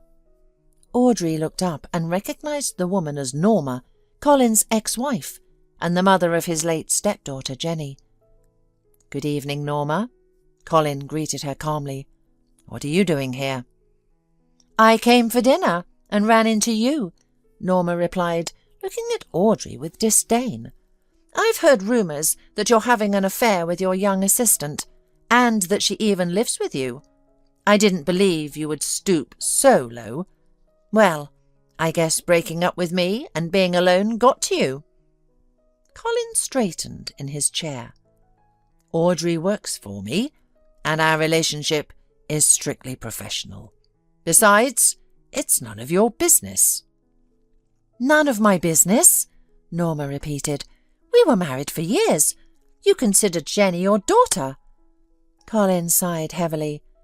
"I loved Jenny with all my heart, you know that." "And what about me?" Norma demanded. Audrey couldn't bear it any longer. "I'll go," she said quickly, standing up. "You two need to talk.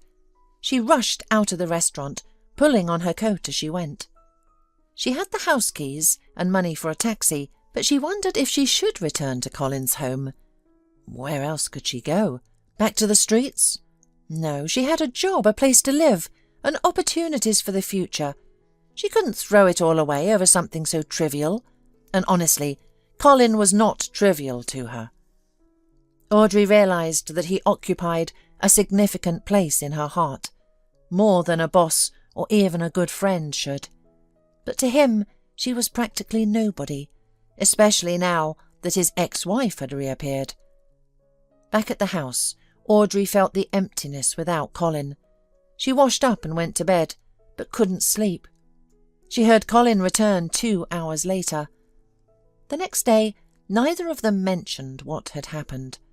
Colin seemed lost in thought, and Audrey assumed Norma had proposed they get back together. She tried not to show her distress, but inside she was overwhelmed with pain and longing. Why was life so unfair? Why did fate take away the people she cared about as soon as they entered her life? At least the children were happy, she thought, trying to find some comfort in that. And Colin will probably be happy with his Norma, but that doesn't make it any easier for Audrey. Yet she will endure. "You've been strange lately," Colin said to her. "You've lost weight. You're always silent. It's like you're thinking about something. Has someone upset you? Maybe me?"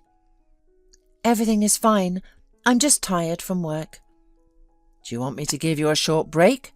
You can stay home for a week, or you'll wear yourself out. You won't need to cook or clean either. I'll manage." He wants to be gentle with me before Norma arrives and shows who the real mistress of this house is. No way. I'll leave before she gets here, Audrey thought, and said aloud, "No, I don't want a break." "You are the most stubborn girl in the world, you know that." "As if you're any different," Audrey said. "You're barely standing on your feet, but you'll still argue with the director until the end."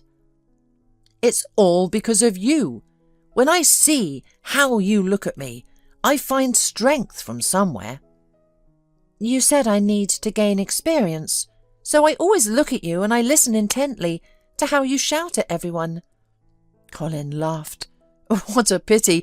I was hoping it was because of my irresistible charm, charisma, and oratory skills."